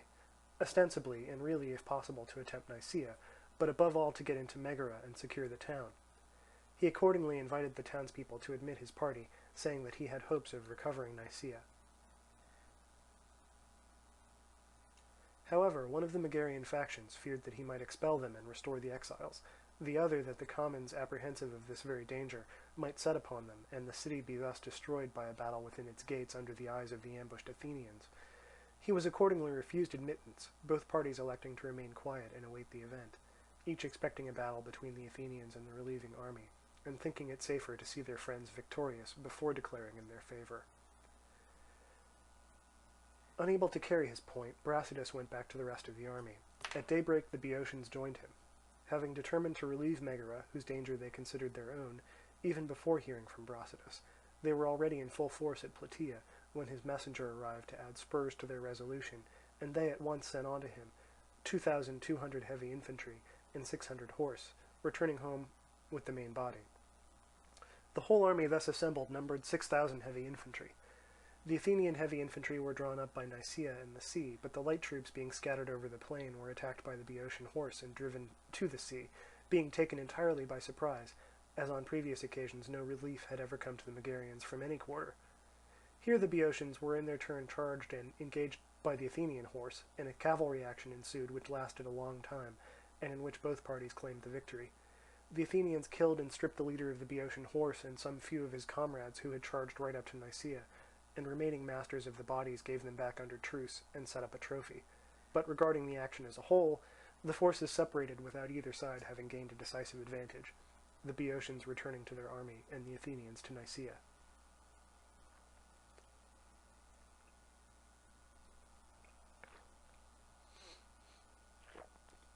After this, Brasidas and the army came nearer to the sea and to Megara, and taking up a convenient position, remained quiet in order of battle, expecting to be attacked by the Athenians, and knowing that the Megarians were waiting to see which would be the victor. This attitude seemed to present two advantages. Without taking the offensive, or willingly provoking the hazards of a battle, they openly showed their readiness to fight, and thus without bearing the burden of the day would fairly reap its honours, while at the same time they effectually served their interests at Megara. For if they had failed to show themselves they would not have had a chance, but would have certainly been considered vanquished, and have lost the town. As it was, the Athenians might possibly not be inclined to accept their challenge, and their object would be attained without fighting. And so it turned out. The Athenians formed outside the long walls, and the enemy not attacking, there remained motionless, their generals having decided that the risk was too unequal. In fact, most of their objects had already been attained, and they would have to begin a battle against superior numbers, and if victorious could only gain Megara, while a defeat would destroy the flower of their heavy soldiery. For the enemy it was different, as even the states actually represented in his army risked each only a part of its entire force. He might well be more audacious. Accordingly, after waiting for some time without either side attacking, the Athenians withdrew to Nicaea, and the Peloponnesians after them to the point from which they had set out. The friends of the Megarian exiles now threw aside their hesitation, and opened the gates to Brasidas, and the commanders from the different states, looking upon him as the victor, and upon the Athenians as having declined the battle, and receiving them into the town, proceeded to discuss matters with them, the party in correspondence with the Athenians being paralyzed by the turn things had taken.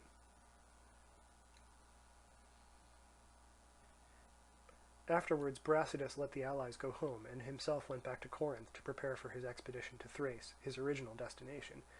The Athenians also returned home, the Megarians in the city most implicated in the Athenian negotiation, knowing that they had been detected, presently disappeared, while the rest conferred with the friends of the exiles, and restored the party at Pegae, after binding them under solemn oaths to take no vengeance for the past, and only to consult the real interests of the town. However, as soon as they were in office, they held a review of the heavy infantry, and separating the battalions, picked out about 100 of their enemies, and of those who were thought to be the most involved in the correspondence with the Athenians, brought them before the people, and compelling the vote to be given openly, had them condemned and executed, and established a close oligarchy in the town, a revolution which lasted a very long while, although effected by a very few partisans. Chapter 14. The same summer the Mytileneans were about to fortify Antandrus, as they had intended, when Demodocus and Aristides, the commanders of the Athenian squadron engaged in levying subsidies, heard on the Hellespont of what was being done to the place,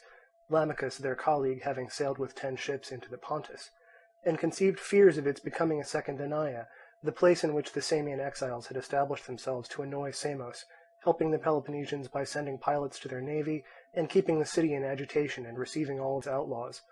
They accordingly got together a force from the allies and set sail, defeated in battle the troops that met them from Antandrus, and retook the place.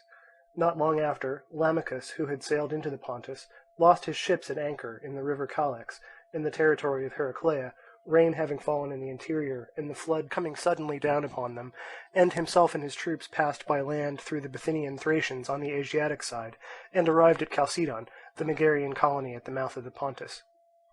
The same summer the Athenian general Demosthenes arrived at Naupactus with 40 ships immediately after the return from the Megarid. Hippocrates and himself had overtures made to them by certain men in the cities in Boeotia, who wished to change the constitution and introduce a democracy as at Athens. Theodorus, a Theban exile, being the chief mover in this intrigue. The seaport town of Siphae in the Bay of Chrysae in the Thespian territory was to be betrayed to them by one party, Chaeronea, a dependency of what was formerly called the Minyan, now the Boeotian Orchomenos, to be put into their hands by another from that town, whose exiles were very active in the business, hiring men in Peloponnese. Some Phocians also were in the plot, Chaeronea being the frontier town of Boeotia and close to Phanotis in Phocia. Meanwhile, the Athenians were to seize Delium, the sanctuary of Apollo, in the territory of Tanagra, looking towards Euboea, and all these events were to take place simultaneously upon a day appointed, in order that the Boeotians might be unable to unite to oppose them at Delium, being everywhere detained by disturbances at home. Should the enterprise succeed and Delium be fortified, its authors confidently expected that even if no revolution should immediately follow in Boeotia, yet with these places in their hands, and the country being harassed by incursions, and a refuge in each instance near for the partisans engaged in them, things would not remain as they were, but that the rebels being supported by the Athenians and the forces of the oligarchs divided, it would be possible after a while to settle matters according to their wishes. Such was the plot in contemplation. Hippocrates with a force raised at home awaited the proper moment to take the field against the Boeotians, while he sent on Demosthenes with the 40 ships above mentioned to Naupactus, to raise in those parts an army of Acarnanians, and of the other allies, and sail and receive Siphae from the conspirators, a day having been agreed on for the simultaneous execution of both these operations.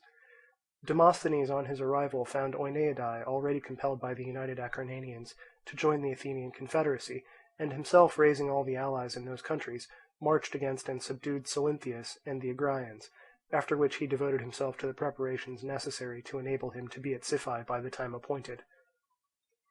About the same time in the summer, Brasidas set out for his march for the Thracian places, with 1,700 heavy infantry, and arriving at Heraclea and Trachis, from thence sent on a messenger to his friends at Pharsalus, to ask them to conduct himself and his army through the country. Accordingly there came to Militia in Achaia Paneras, Dorus, Hippolochidas, Torylaeus, and Strophacus, the Chalcidian Proxenos, under whose escort he resumed his march, being accompanied also by other Thessalians, among whom was Niconidas from Larissa, a friend of Perdiccas.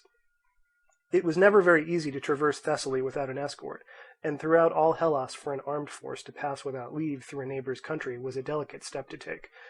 Besides this, the Thessalian people had always sympathized with the Athenians. Indeed, if instead of the customary close oligarchy there had been a constitutional government in Thessaly, he would never have been able to proceed, since even as it was he was met on his march at the river Enipeus by certain of the opposite party, who forbade his further progress, and complained of his making the attempt without the consent of the nation. To this his escort answered that they had no intention of taking him through against their will, they were only friends in attendance on an unexpected visitor. Brasidas himself added that he came as a friend to Thessaly and its inhabitants, his arms not being directed against them but against the Athenians, with whom he was at war, and that although he knew of no quarrel between the Thessalians and Lacedaemonians to prevent the two nations having access to each other's territory,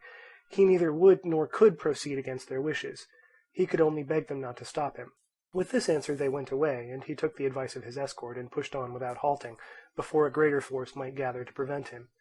Thus in the day that he set out from Militia he performed the whole distance to the Pharsalus, and encamped on the river Apidanus, and so to Phacium and from thence to Peribea. Here his Thessalian escort went back, and the Perrhaebians, who are subjects of Thessaly, sent him down at Dium in the dominions of Perdiccas, a Macedonian town under Mount Olympus, looking toward Thessaly. In this way Brasidas hurried through Thessaly before anyone could be got ready to stop him, and reached Perdiccas in Chalcidice. The departure of the army from Peloponnese had been procured by the Thracian towns in revolt against Athens, and by Perdiccas, alarmed at the successes of the Athenians. The Chalcidians thought that they would be the first objects of an Athenian expedition, not that the neighbouring towns which had not yet revolted did not also secretly join in the invitation. And Perdiccas also had his apprehensions on account of his old quarrels with the Athenians, although not openly at war with them, and above all wished to reduce Arrhabaeus, king of the Lyncestians. It had been less difficult for them to get an army to leave Peloponnese because of the ill fortune of the Lacedaemonians at the present moment. The attacks of the Athenians upon Peloponnese, and in particular upon Laconia, might, it was hoped, be diverted most effectually by sending them in return, and by sending an army to their allies, especially as they were willing to maintain it, and asked for it to aid them in revolting. The Lacedaemonians were also glad to have an excuse for sending some of the Helots out of the country, for fear that the present aspect of affairs and the occupation of Pylos might encourage them to move. Indeed, fear of their numbers and obstinacy even persuaded the Lacedaemonians to the action which I shall now relate, their policy at all times having been governed by the necessity of taking precautions against them. The Helots were invited by a proclamation to pick out those of their number who claimed to have most distinguished themselves against the enemy, in order that they might receive their freedom, the object being to test them, as it was thought that the first to claim their freedom would be the most high-spirited and the most apt to rebel. As many as 2,000 were selected accordingly, who crowned themselves and went round the temples rejoicing in their new freedom. The Spartans soon afterwards did away with them, however, and no one ever knew how each of them perished. The Spartans now therefore gladly sent 700 as heavy infantry with Brasidas, who recruited the rest of his force by means of money in Peloponnese. Brasidas himself was sent out by the Lacedaemonians mainly at his own desire, although the Chalcidians also were eager to have a man so thorough as he had shown himself whenever there was anything to be done at Sparta, and whose after-service abroad proved of the utmost use to his country.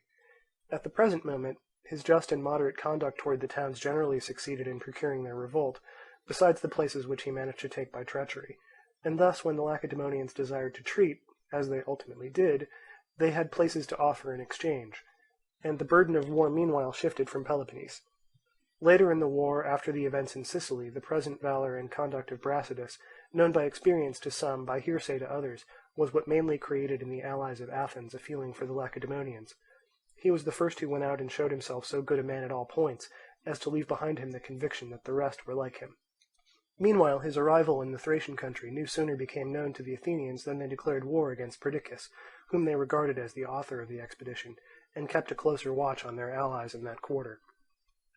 Upon the arrival of Brasidas and his army, Perdiccas immediately started with them and with his own forces against Arrhabaeus, son of Bromerus, king of the Lyncestian Macedonians, his neighbour, with whom he had a quarrel and whom he wished to subdue.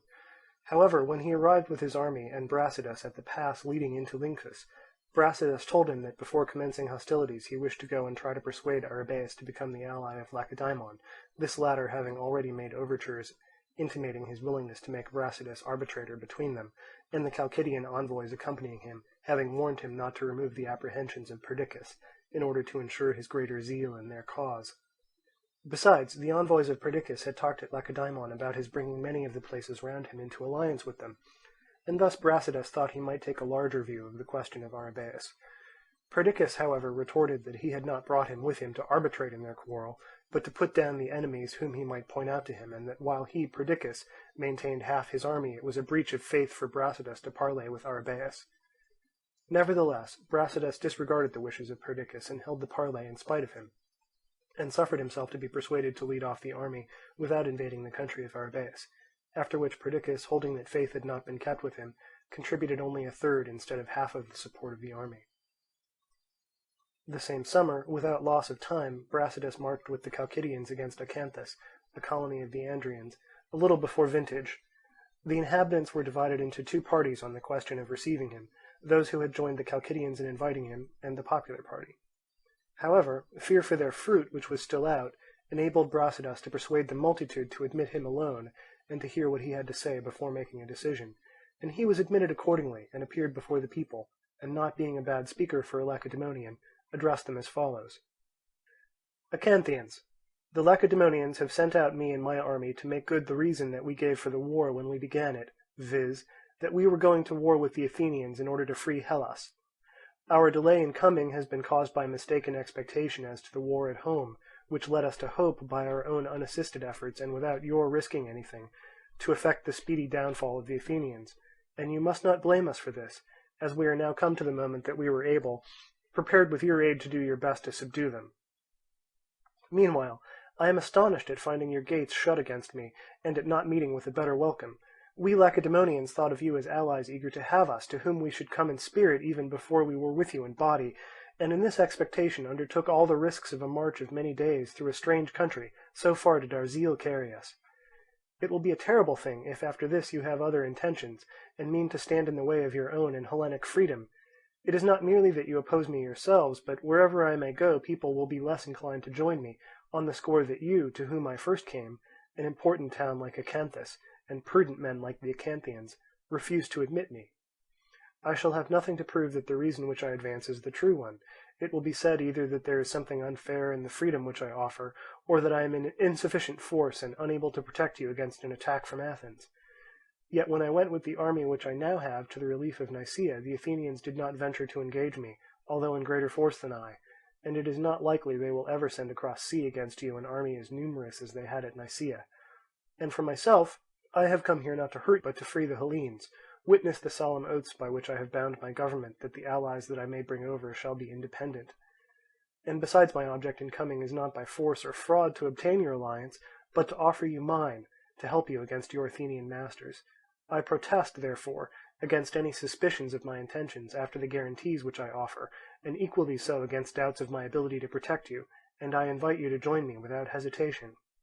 Some of you may hang back because they have private enemies, and fear that I may put the city in the hands of a party. None need be more tranquil than they. I am not come here to help this party or that, and I do not consider that I should be bringing you freedom in any real sense, if I should disregard your constitution, and enslave the many to the few, or the few to the many. This would be heavier than a foreign yoke, and we Lacedaemonians, instead of being thanked for our pain, should get neither honour nor glory, but contrariwise reproaches.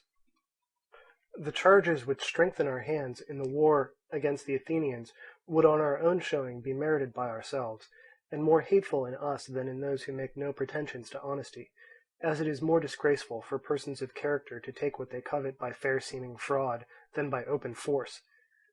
the one aggression having for its justification the might which fortune gives, the other being simply a piece of clever roguery. A matter which concerns us thus nearly we naturally look to most jealously, and over and above the oaths that I have mentioned, what stronger assurance can you have, when you see that our words, compared with the actual facts, produce the necessary conviction that it is our interest to act as we say? If to these considerations of mine you put in the plea of inability, and claim that your friendly feelings should save you from being hurt by your refusal, if you say that freedom, in your opinion, is not without its dangers, and that it is right to offer it to those who can accept it, but not to force it on any against their will, then I shall take the gods and heroes of your country to witness that I came for your good and was rejected, and shall do my best to compel you by laying waste your land. I shall do so without scruple, being justified by the necessity which constrains me. First, to prevent the Lacedaemonians from being damaged by you their friends, in the event of your non-adhesion, through the moneys that you pay to the Athenians, and secondly, to prevent the Hellenes from being hindered by you in shaking off their servitude. Otherwise, indeed, we should have no right to act as we propose, except in the name of some public interest. What call should we Lacedaemonians have to free those who do not wish it? Empire we do not aspire to. It is what we are laboring to put down, and we should wrong the greater number if we allowed you to stand in the way of the independence that we offer to all. Endeavour, therefore, to decide wisely, and strive to begin the work of liberation for the Hellenes, and lay up for yourselves endless renown, while you escape private loss, and cover your commonwealth with glory. Such were the words of Brasidas. The Acanthians, after much had been said on both sides of the question, gave their votes in secret, and the majority, influenced by the seductive arguments of Brasidas and by fear for their fruit, decided to revolt from Athens, not however admitting the army until they had taken his personal security for the oaths sworn by his government before they sent him out, assuring the independence of the allies whom he might bring over. Not long after, Stagirus, a colony of the Andrians, followed their example and revolted. Such were the events of this summer. It was in the first days of the winter following that the places in Boeotia were to be put in the hands of the Athenian generals, Hippocrates and Demosthenes, the latter of whom was to go with his ships to Siphae, the former to Delium. A mistake, however, was made in the days on which they were to start, and Demosthenes, sailing first to Siphae, with the Acarnanians and many of the allies from those parts on board, failed to effect anything through the plot having been betrayed by Nicomachus, a Phocian from Phanotis, who told the Lacedaemonians, and they the Boeotians. Succours accordingly flocked in from all parts of Boeotia, Hippocrates not being yet there to make his diversion, and Siphae and Chaeronea were promptly secured, and the conspirators, informed of the mistake, did not venture on any movement in the towns. Meanwhile Hippocrates made a levy in mass of the citizens, resident aliens, and foreigners in Athens, and arrived at his destination after the Boeotians had already come back from Siphae, and encamping his army began to fortify Delium, the sanctuary of Apollo, in the following manner. A trench was dug all round the temple and the consecrated ground, and the earth thrown up from the excavation was made to do duty as a wall, in which stakes were also planted, the vines round the sanctuary being cut down and thrown in, together with stones and bricks pulled down from the houses near, every means, in short, being used to run up the rampart. Wooden towers were also erected where they were wanted, and where there was no part of the temple buildings left standing, as on the side where the gallery once existing had fallen in. The work was begun on the third day after leaving home, and continued during the fourth, until dinner-time on the fifth, when most of it being now finished, the army removed from Delium about 1.25 miles on its way home. From this point most of the light troops went straight on, while the heavy infantry halted and remained where they were, Hippocrates having stayed behind at Delium to arrange the posts, and to give directions for the completion of such part of the outworks as had been left unfinished. During the days thus employed the Boeotians were mustering at Tanagra, and by the time that they had come in from all the towns, found the Athenians already on their way home. The rest of the 11 Boeotarchs were against giving battle, as the enemy was no longer in Boeotia, the Athenians being just over the Oropian border, when they halted, but Pagonandas, son of Aeolidas, one of the Boeotarchs of Thebes, Arianthides, son of Lysimachidas, being the other, and then commander-in-chief, thought it best to hazard a battle. He accordingly called the men to him, company after company, to prevent their all leaving their arms at once, and urged them to attack the Athenians, and stand the issue of a battle, speaking as follows: Boeotians, the idea that we ought not to give battle to the Athenians unless we came up with them in Boeotia is one which should never have entered into the heads of any of us, your generals. It was to annoy Boeotia that they crossed the frontier and built a fort in our country, and they are therefore, I imagine, our enemies wherever we may come up with them, and from wheresoever they may have come to act as enemies do. And if anyone has taken up with the idea in question for reasons of safety, it is high time for him to change his mind. The party attacked, whose own country is in danger, can scarcely discuss what is prudent with the calmness of men who are in full enjoyment of what they've got, and are thinking of attacking a neighbour in order to get more. It is your national habit, in your country or out of it, to oppose the same resistance to a foreign invader, and when that invader is Athenian and lives upon your frontier besides, it is doubly imperative to do so. As between neighbours generally, freedom means simply a determination to hold one's own, and with neighbours like these who are trying to enslave near and far alike, there is nothing for it but to fight it out to the last. Look at the condition of the Euboeans and most of the rest of Hellas, and be convinced that others have to fight with their neighbours for this frontier or that, but that for us conquest means one frontier for the whole country, about which no dispute can be made, for they will simply come and take by force what we have. So much more have we to fear from this neighbour than from another. Besides, people who, like the Athenians in the present instance, are tempted by pride of strength to attack their neighbours, usually march most confidently against those who keep still, and only defend themselves in their own country, but think twice before they grapple with those who meet them outside their frontier, and strike the first blow if opportunity offers. The Athenians have shown us this themselves. The defeat which we inflicted upon them at Coronea, at the time when our quarrels had allowed them to occupy the country, has given great security to Boeotia until the present day. Remembering this, the old must equal their ancient exploits, and the young, the sons of the heroes of that time, must endeavour not to disgrace their native valour, and trusting in the help of the god whose temple has been sacrilegiously fortified, and in the victims which in our sacrifices have proved propitious, we must march against the enemy, and teach him that he must go and get what he wants by attacking someone who will not resist him, but that men whose glory it is to be always ready to give battle for the liberty of their own country, and never unjustly to enslave that of others, will not let him go without a struggle. By these arguments Pagondas persuaded the Boeotians to attack the Athenians, and quickly breaking up his camp led his army forward, it being now late in the day. On nearing the enemy, he halted in a position where a hill intervening prevented the two armies from seeing each other, and then formed and prepared for action. Meanwhile, Hippocrates at Delium, informed of the approach of the Boeotians, sent orders to his troops to throw themselves into line, and himself joined them not long afterwards, leaving about 300 horse behind him at Delium at once to guard the place in case of attack, and to watch their opportunity and fall upon the Boeotians during the battle. The Boeotians placed a detachment to deal with these, and when everything was arranged to their satisfaction appeared over the hill, and halted in the order which they had determined on, to the number of 7,000 heavy infantry, more than 10,000 light troops, 1,000 horse, and 500 targeteers. On their right were the Thebans and those of their province, in the centre the Haliartians, Coronæans, Copaeans, and the other people around the lake, and on the left the Thespians, Tanagrians, and Orchomenians, the cavalry and the light troops being at the extremity of each wing. The Thebans formed 25 shields deep, the rest as they pleased. Such was the strength and disposition of the Boeotian army.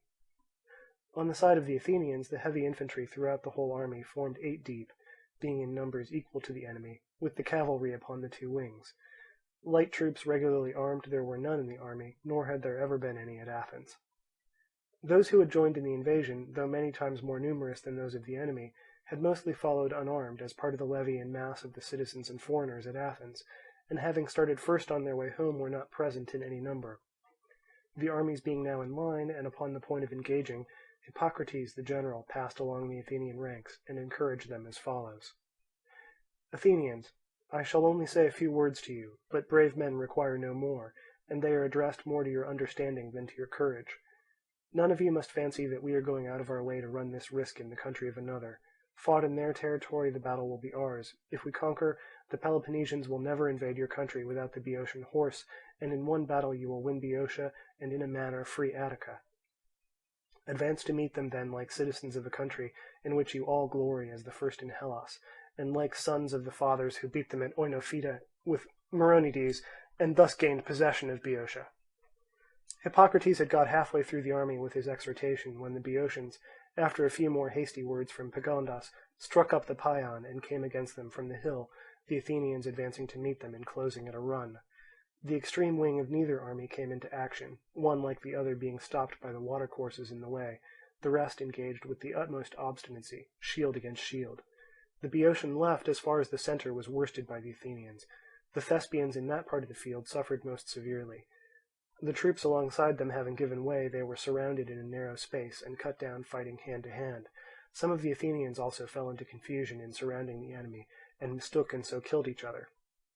In this part of the field the Boeotians were beaten, and retreated upon the troops still fighting, but the right, where the Thebans were, got the better of the Athenians, and shoved them further and further back, though gradually at first. It so happened also that Pagondas, seeing the distress of his left, had sent 2 squadrons of horse where they could not be seen round the hill, and their sudden appearance struck a panic into the victorious wing of the Athenians, who thought that it was another army coming against them. At length in both parts of the field, disturbed by this panic and with their line broken by the advancing Thebans, the whole Athenian army took to flight. Some made for Delium and the sea, some for Oropus, others for Mount Parnas, or wherever they had hopes of safety, pursued and cut down by the Boeotians, and in particular by the cavalry, comprised partly of Boeotians and partly of Locrians, who had come up just as the rout began.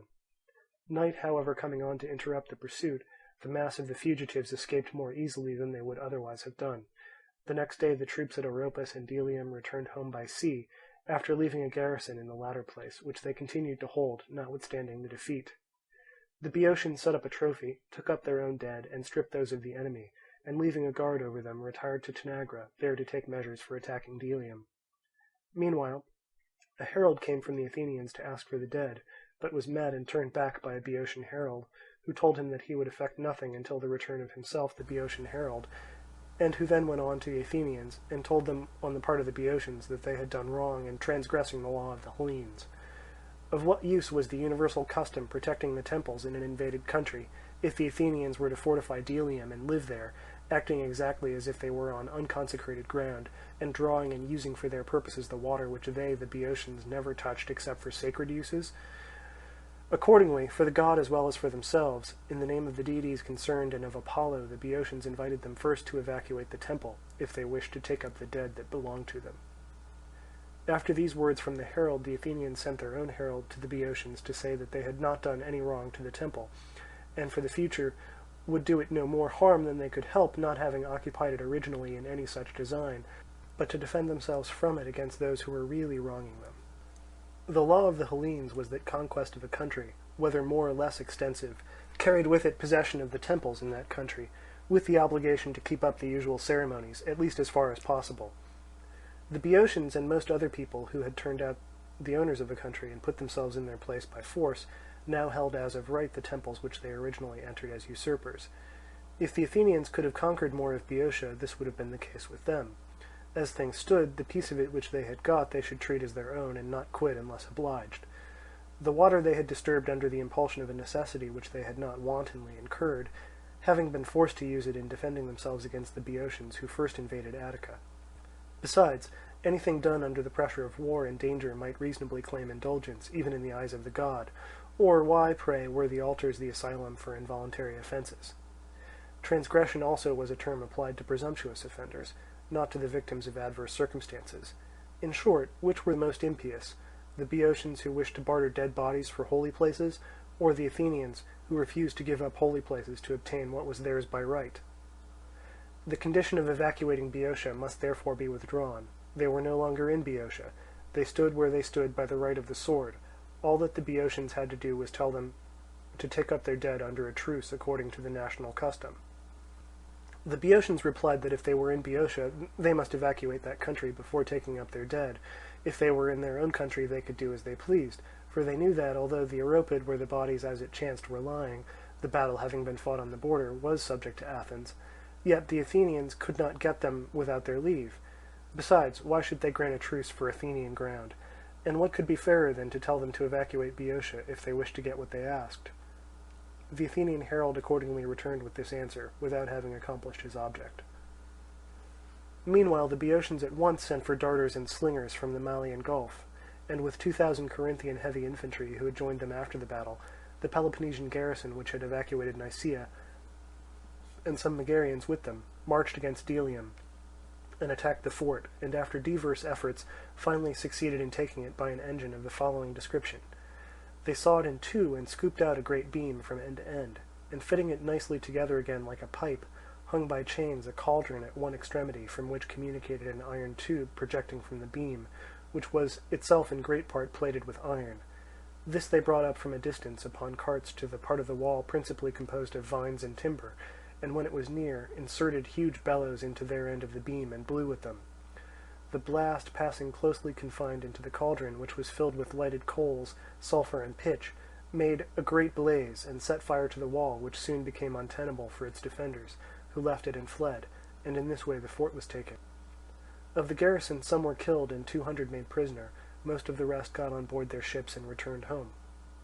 Soon after the fall of Delium, which took place 17 days after the battle, the Athenian herald, without knowing what had happened, came again for the dead, which were now restored by the Boeotians, who no longer answered as at first.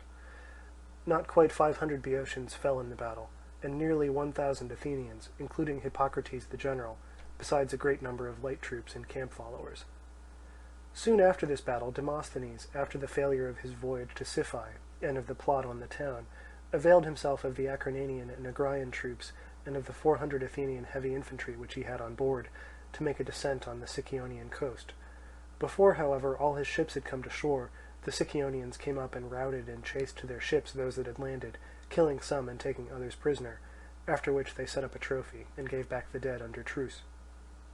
About the same time with the affair of Delium took place the death of Sitalces, king of the Odrysians, who was defeated in battle in a campaign against the Triballi. Seuthes, son of Sparadicus, his nephew, succeeded to the kingdom of the Odrysians, and of the rest of Thrace ruled by Sitalces.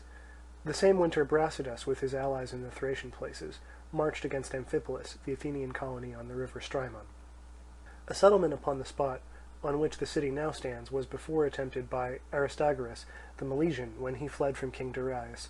who was, however, dislodged by the Edonians, and 32 years later by the Athenians, who sent thither 10,000 settlers of their own citizens, and whoever else chose to go. These were cut off at Drabescus by the Thracians. 29 years after, the Athenians returned, Hagnon son of Nicias being sent out as leader of the colony, and drove out the Edonians and founded a town on the spot, formerly called Enia Hodoi, or Nine Ways. The base from which they started was Eion, their commercial seaport at the mouth of the river, not more than 3 miles from the present town, which Hagnon named Amphipolis, because the Strymon flows round it on 2 sides, and he built it so as to be conspicuous from the sea and land alike, running a long wall across from river to river to complete the circumference.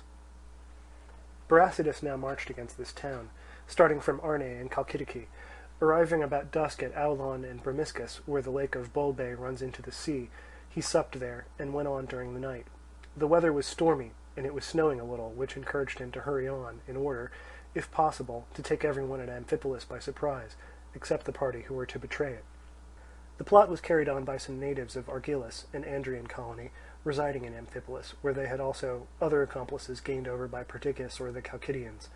But the most active in the matter were the inhabitants of Argilus itself, which is close by, who had always been suspected by the Athenians, and had had designs on the place.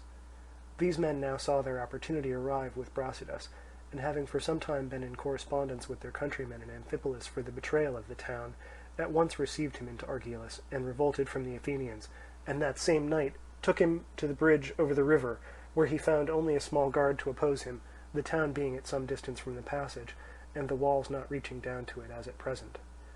This guard he easily drove in, partly through there being treason in their ranks, partly from the stormy state of the weather and the suddenness of his attack, and so got across the bridge and immediately became master of all the property outside, the Amphipolitans having houses all over the quarter. The passage of Brasidas was a complete surprise to the people in the town, and the capture of many of those outside and the flight of the rest within the wall combined to produce great confusion among the citizens, especially as they did not trust one another. It is even said that if Brasidas, instead of stopping to pillage, had advanced straight against the town, he would probably have taken it. In fact, however, he established himself where he was, and overran the country outside, and for the present remained inactive, vainly awaiting a demonstration on the part of his friends within. Meanwhile, the party opposed to the traitors proved numerous enough to prevent their gates being immediately thrown open, and in concert with Eucles, the general who had come from Athens to defend the place, sent to the other commander in Thrace, Thucydides, son of Olorus, the author of this history, who was at the isle of Thasos, a Parian colony, half a day's sail from Amphipolis, to tell him to come to their relief. On receipt of this message, he at once set sail with 7 ships which he had with him in order, if possible, to reach Amphipolis in time to prevent its capitulation, or in any case to save Eion. Meanwhile, Brasidas, afraid of succours arriving by sea from Thasos, and learning that Thucydides possessed the right of working the gold mines in that part of Thrace, and had thus great influence with the inhabitants of the continent, hastened to gain the town if possible before the people of Amphipolis should be encouraged by his arrival to hope that he could save them by getting together a force of allies from the sea and from Thrace, and so refused to surrender. He accordingly offered moderate terms, proclaiming that any of the Amphipolitans and Athenians who chose might continue to enjoy their property with full rights of citizenship, while those who did not wish to stay had 5 days to depart, taking their property with them. The bulk of the inhabitants upon hearing this began to change their minds, especially as only a small number of the citizens were Athenians, the majority having come from different quarters, and many of the prisoners outside had relations within the walls. They found the proclamation a fair one in comparison of what their fear had suggested, the Athenians being glad to go out, as they thought they ran more risk than the rest, and further did not expect any speedy relief, and the multitude generally being content at being left in possession of their civic rights, and at such an unexpected reprieve from danger. The partisans of Brasidas now openly advocated this course, seeing that the feeling of the people had changed, and that they no longer gave ear to the Athenian general present, and thus the surrender was made, and Brasidas was admitted by them on the terms of his proclamation. In this way they gave up the city, and late in the same day Thucydides and his ships entered the harbour of Eion, Brasidas having just got hold of Amphipolis, and having been within a night of taking Eion. Had the ships been less prompt in relieving it, in the morning it would have been his. After this, Thucydides put all in order at Eion to secure it against any present or future attack of Brasidas, and received such as had elected to come there from the interior according to the terms agreed on. Meanwhile, Brasidas suddenly sailed with a number of boats down the river to Eion, to see if he could not seize the point running out from the wall, and so command the entrance, At the same time he attempted it by land, but was beaten off on both sides and had to content himself with arranging matters at Amphipolis and in the neighbourhood. Myrcinus, an Edonian town, also came over to him, the Edonian king Pittacus having been killed by the sons of Goaxus and his own wife Brauro, and Galepsus and Oisime, which are Thasian colonies. Not long after followed its example. Perdiccas too came up immediately after the capture, and joined in these arrangements. The news that Amphipolis was in the hands of the enemy caused great alarm at Athens. Not only was the town valuable for the timber it afforded for shipbuilding and the money that it brought in, but also, although the escort of the Thessalians gave the Lacedaemonians a means of reaching the allies of Athens as far as the Strymon, yet as long as they were not masters of the bridge, but were watched on the side of Aeon by the Athenian galleys, and on the land side impeded by a large and extensive lake formed by the waters of the river, it was impossible for them to go any further. Now, on the contrary, the path seemed open. There was also the fear of the allies revolting, owing to the moderation displayed by Brasidas in all his conduct, and to the declarations which he was everywhere making that he set out to free Hellas. The towns subject to the Athenians, hearing of the capture of Amphipolis, and of the terms accorded to it, and of the gentleness of Brasidas, felt most strongly encouraged to change their condition, and sent secret messages to him, begging him to come on to them, each wishing to be the first to revolt. Indeed, there seemed to be no danger in so doing. Their mistake in their estimate of the Athenian power was as great as that power afterwards turned out to be, and their judgment was based more on blind wishing than upon any sound prevision, for it is a habit of mankind to entrust to careless hope what they long for, and to use sovereign reason to thrust aside what they do not fancy. Besides, the late severe blow which the Athenians had met with in Boeotia, joined to the seductive, though untrue statements of Brasidas about the Athenians not having ventured to engage his single army at Nicaea, made the allies confident, and caused them to believe that no Athenian force would be sent against them. Above all, the wish to do what was agreeable at the moment, and the likelihood that they should find the Lacedaemonians full of zeal at starting, made them eager to venture.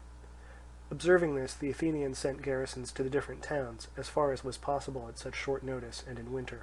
while Brasidas sent dispatches to Lacedaemon asking for reinforcements, and himself made preparations for building galleys in the Strymon. The Lacedaemonians, however, did not send him any, partly through envy on the part of their chief men, partly because they were more bent on recovering the prisoners of the island and ending the war. The same winter the Megarians took and razed to the foundations the long walls which had been occupied by the Athenians,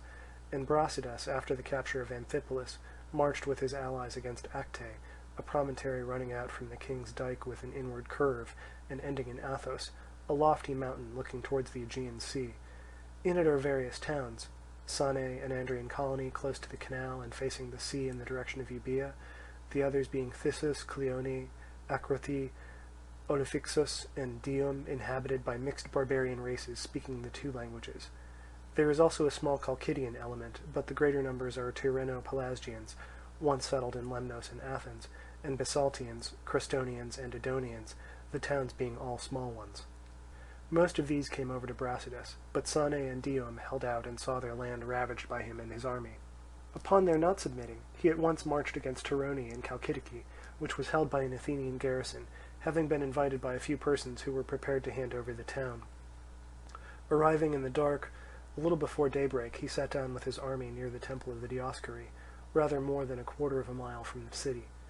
The rest of the town of Torone and the Athenians in garrison did not perceive his approach, but his partisans, knowing that he was coming, a few of them had secretly gone out to meet him, were on the march for his arrival, and were no sooner aware of it than they took to them 7 light-armed men with daggers, who alone of 20 men ordered on this service dared to enter, commanded by Lysistratus, an Olynthian. These passed through the sea-wall, and without being seen went up and put to the sword the garrison of the highest post in the town, which stands on a hill, and broke open the postern on the side of Canestraium.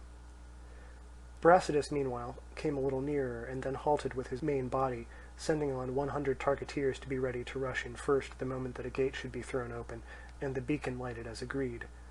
After some time passed in waiting and wondering at the delay, the targeteers by degrees got up close to the town. The Toronaeans, inside at work with the party that had entered, had by this time broken down the postern, and opened the gates leading to the marketplace by cutting through the bar,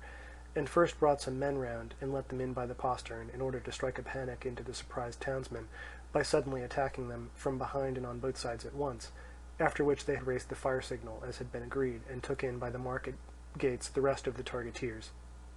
Brasidas, seeing the signal, told the troops to rise, and dashed forward amid the loud hurrahs of his men, which carried dismay among the astonished townspeople. Some burst in straight by the gate, others over some square pieces of timber placed against the wall, which had fallen down and was being rebuilt, to draw up stones. Brasidas and the greater number making straight uphill for the higher part of the town, in order to take it from top to bottom, and once for all, while the rest of the multitude spread in all directions.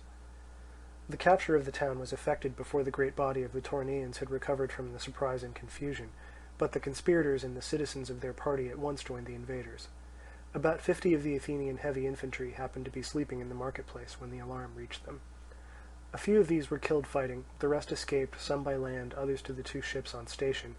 and took refuge in Lecythus, a fort garrisoned by their own men in the corner of the town, running out into the sea and cut off by a narrow isthmus, where they were joined by the Toronaeans of their party. Day now arrived, and the town being secured, Brasidas made a proclamation to the Toronaeans who had taken refuge with the Athenians to come out, as many as chose, to their homes without fearing for their rights or persons, and sent a herald to invite the Athenians to accept a truce, and to evacuate Lecythus with their property, as being Chalcidian property. The Athenians refused this offer, but asked for a truce for a day to take up their dead. Brasidas granted it for 2 days, which he employed in fortifying the houses near, and the Athenians in doing the same to their positions.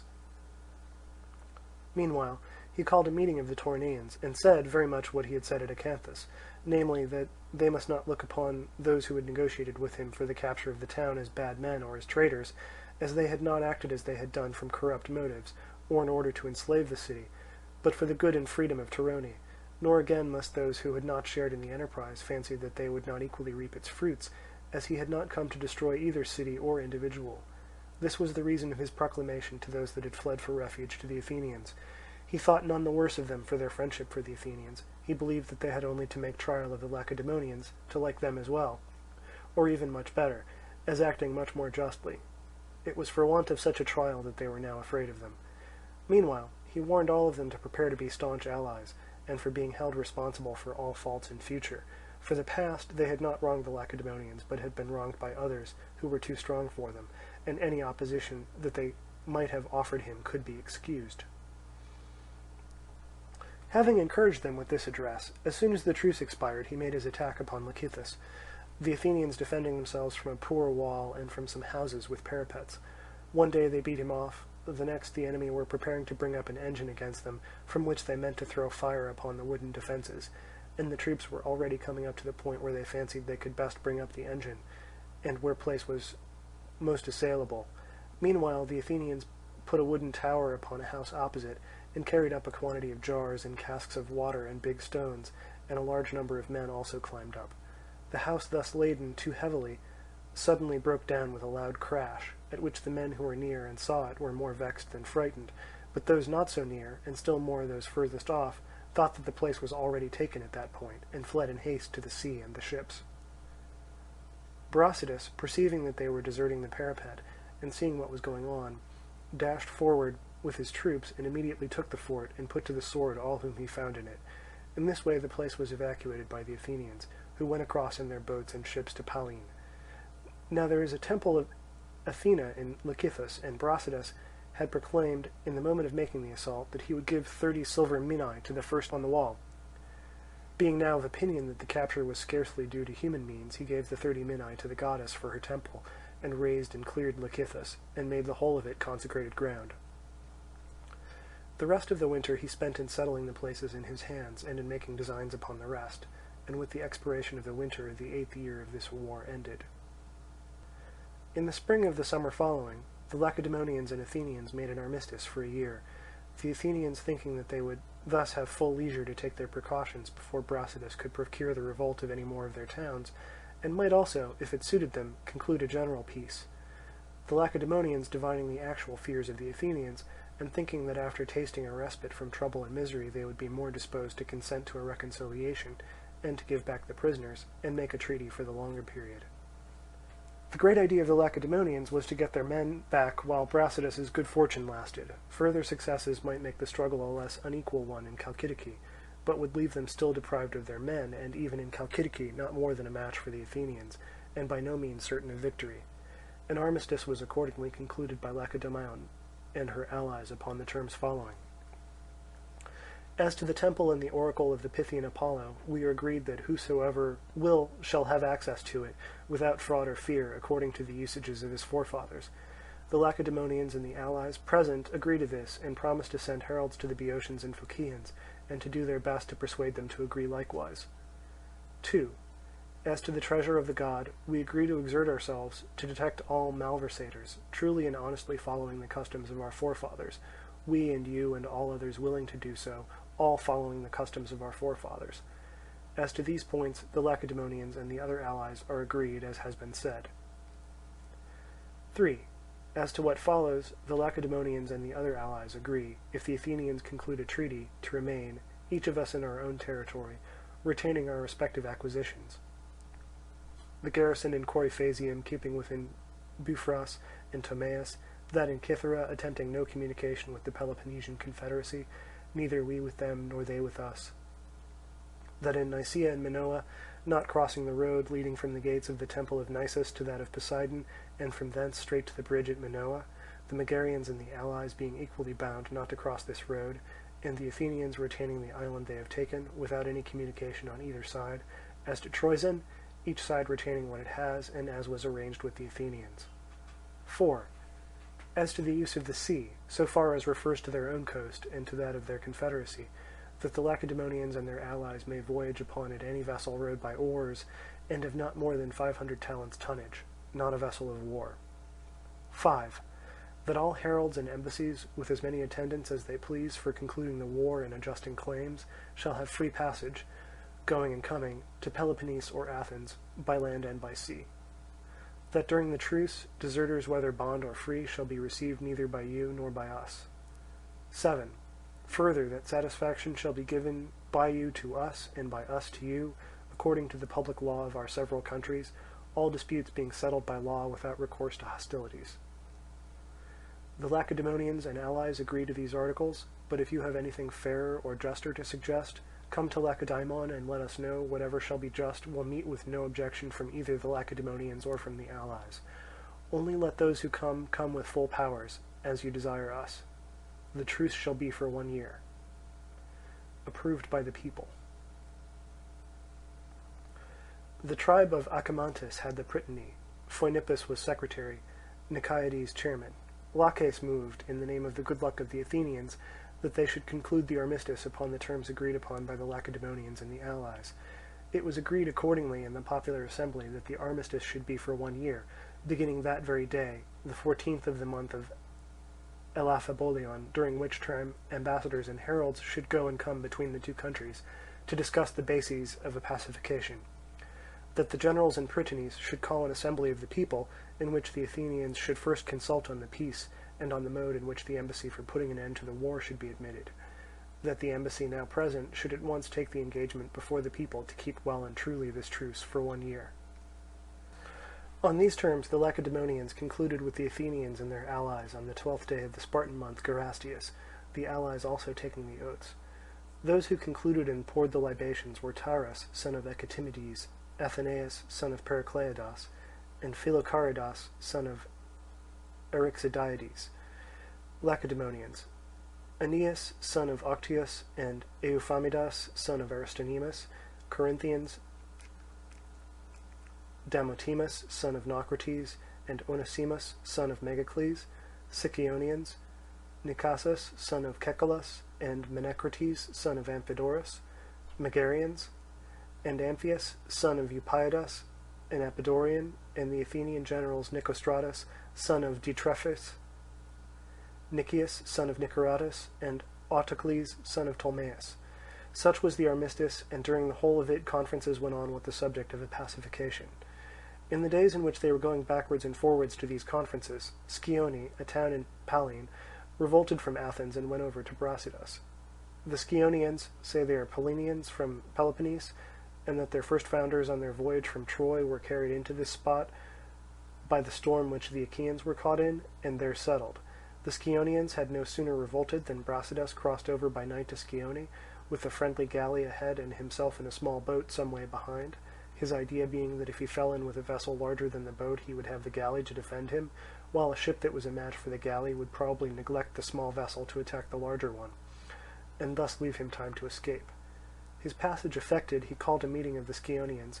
and spoke to the same effect as at Acanthus and Torone, adding that they merited the utmost commendation, in that, in spite of Pallene within the isthmus being cut off by the Athenian occupation of Potidea,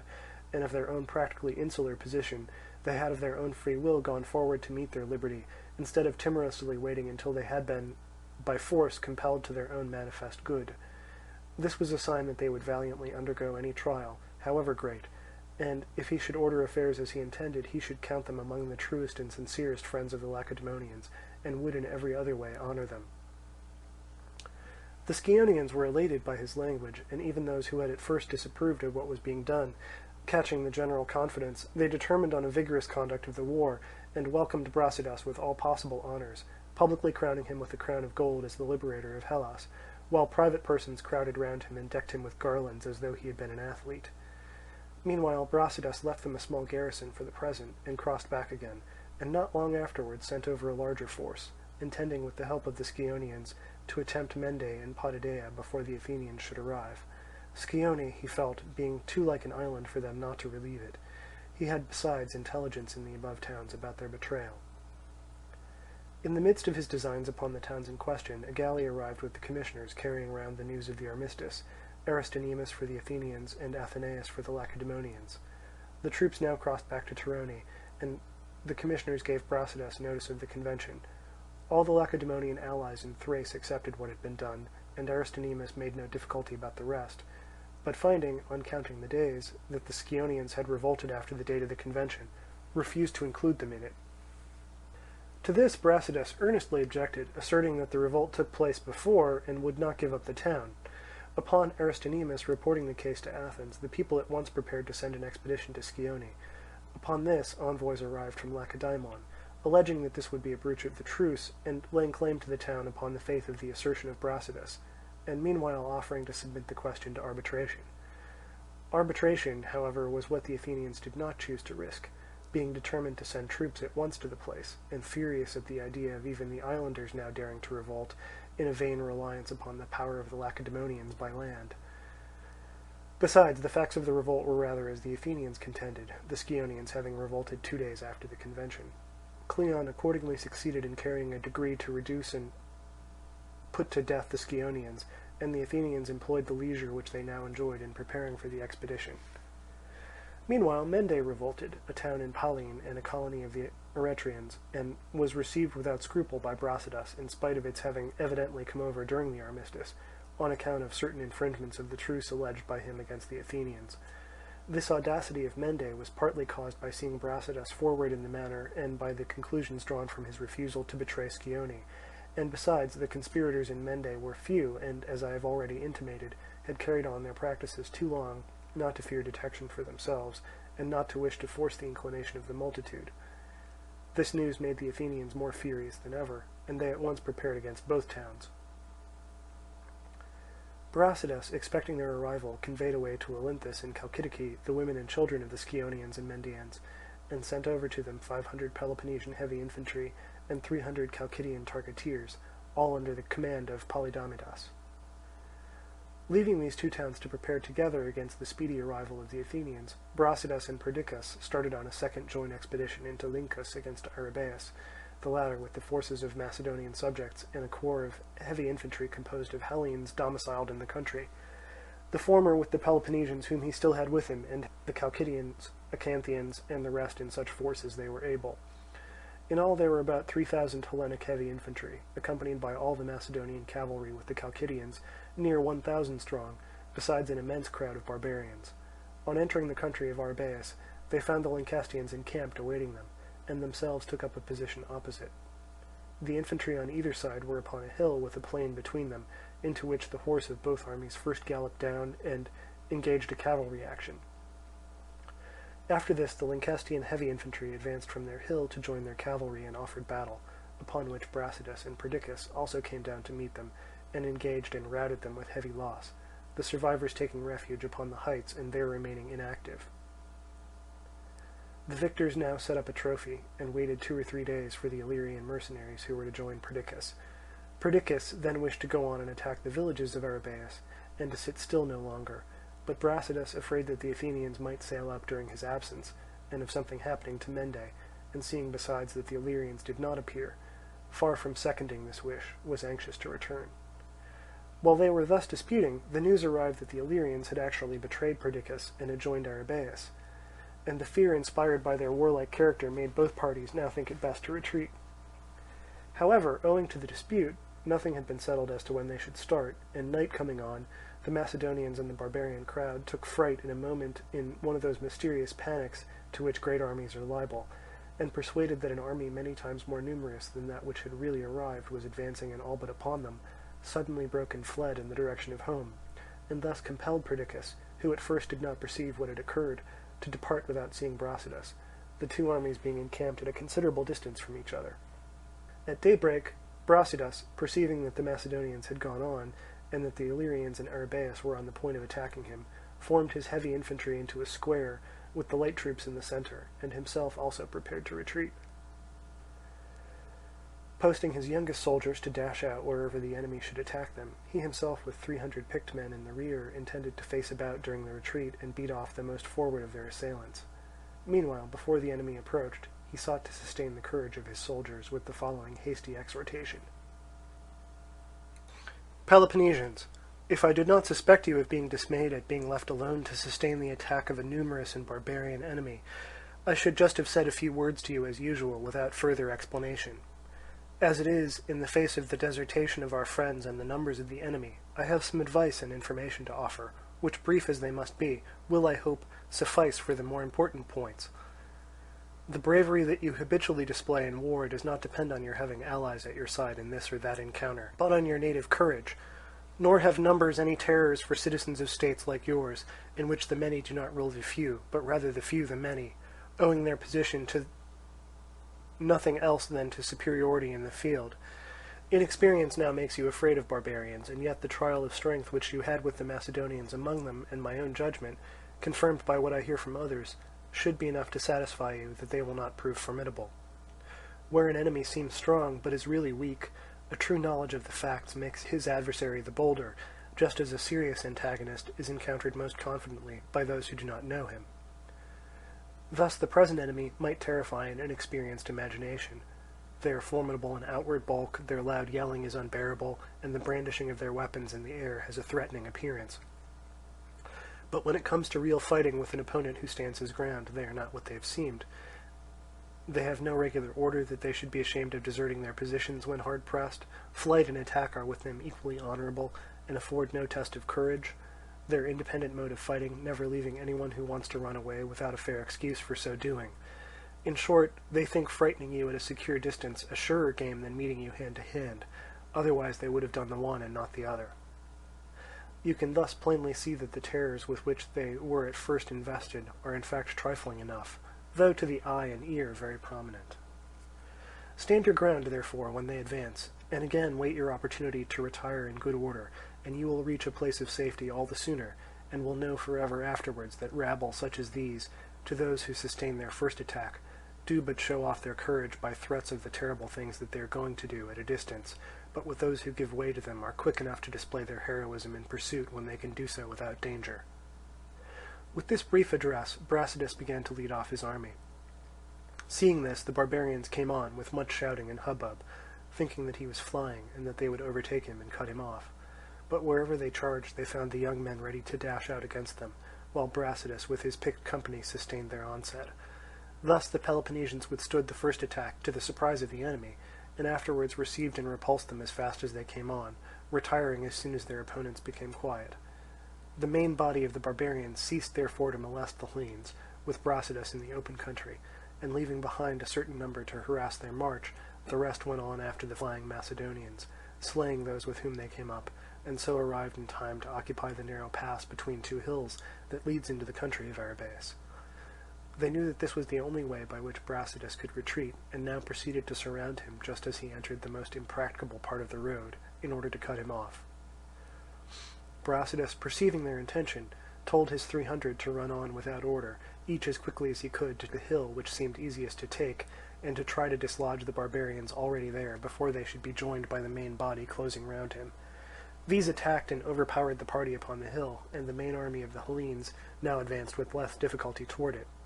the barbarians being terrified at seeing their men on that side, driven from the height and no longer following the main body, who they considered had gained the frontier and made good their escape. The heights once gained, Brasidas now proceeded more securely, and the same day arrived in Arnissa, the first town in the dominions of Perdiccas. The soldiers, enraged at the desertion of the Macedonians, vented their rage on all their yokes of oxen which they found on the road, and on any baggage which had tumbled off, as might easily happen in the panic of a night retreat, by unyoking and cutting down the cattle and taking the baggage for themselves. From this moment Perdiccas began to regard Brasidas as an enemy, and to feel against the Peloponnesians a hatred which could not be congenial to the adversary of the Athenians. However, he departed from his natural interests, and made it his endeavour to come to terms with the latter, and to get rid of the former. On his return from Macedonia to Torone, Brasidas found the Athenians already masters of Mende, and remained quiet where he was, thinking it now out of his power to cross over into Pallene and assist the Mendaeans. But he kept good watch over Torone, for about the same time as the campaign in Lyncus, the Athenians sailed upon the expedition which we left them preparing against Mende and Scione, with 50 ships, 10 of which were Chians, 1,000 Athenian heavy infantry, and 600 archers, 100 Thracian mercenaries, and some targeteers drawn from their allies in the neighbourhood, under the command of Nicias, son of Niceratus, and Nicostratus, son of Diotrephes. Weighing from Potidæa, the fleet came to land opposite the temple of Poseidon, and proceeded against Mende, the men of which town reinforced by 300 Scionians, with their Peloponnesian auxiliaries, 700 heavy infantry in all, under Polydamidas. They found encamped upon a strong hill outside the city. These Nicias, with 120 light-armed Methonians, 60 picked men from the Athenian heavy infantry, and all the archers, tried to reach by a path running up the hill, but received a wound, and found himself unable to force the position, while Nicostratus, with all the rest of the army, advancing upon the hill, which was naturally difficult, by a different approach further off, was thrown into utter disorder, and the whole Athenian army narrowly escaped being defeated. For that day, as the Mendaeans and their allies showed no signs of yielding, the Athenians retreated and encamped, and the Mendaeans at nightfall returned into the town. The next day the Athenians sailed round to the Scione side, and took the suburb, and all day plundered the country, without anyone coming out against them, partly because of intestine disturbances in the town, and the following night the 300 Scionians returned home. On the morrow Nicias advanced with half the army to the frontier of Scione, and laid waste the country, while Nicostratus with the remainder sat down before the town near the upper gate on the road to Potidæa.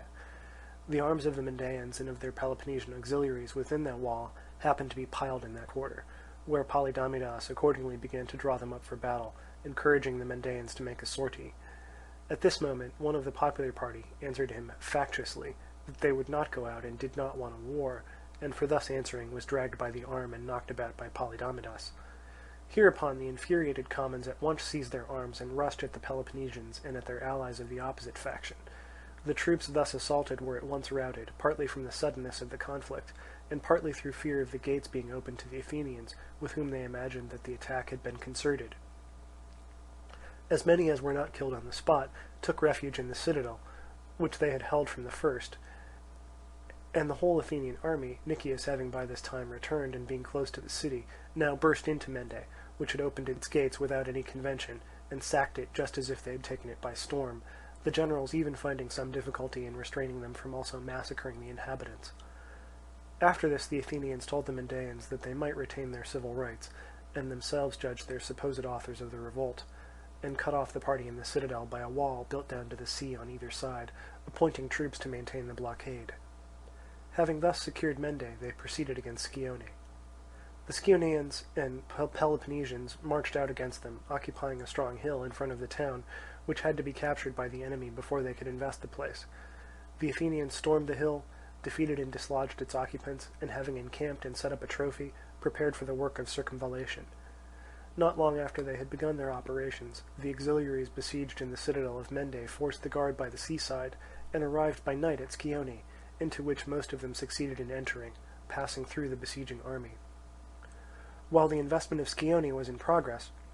Perdiccas sent a herald to the Athenian generals, and made peace with the Athenians,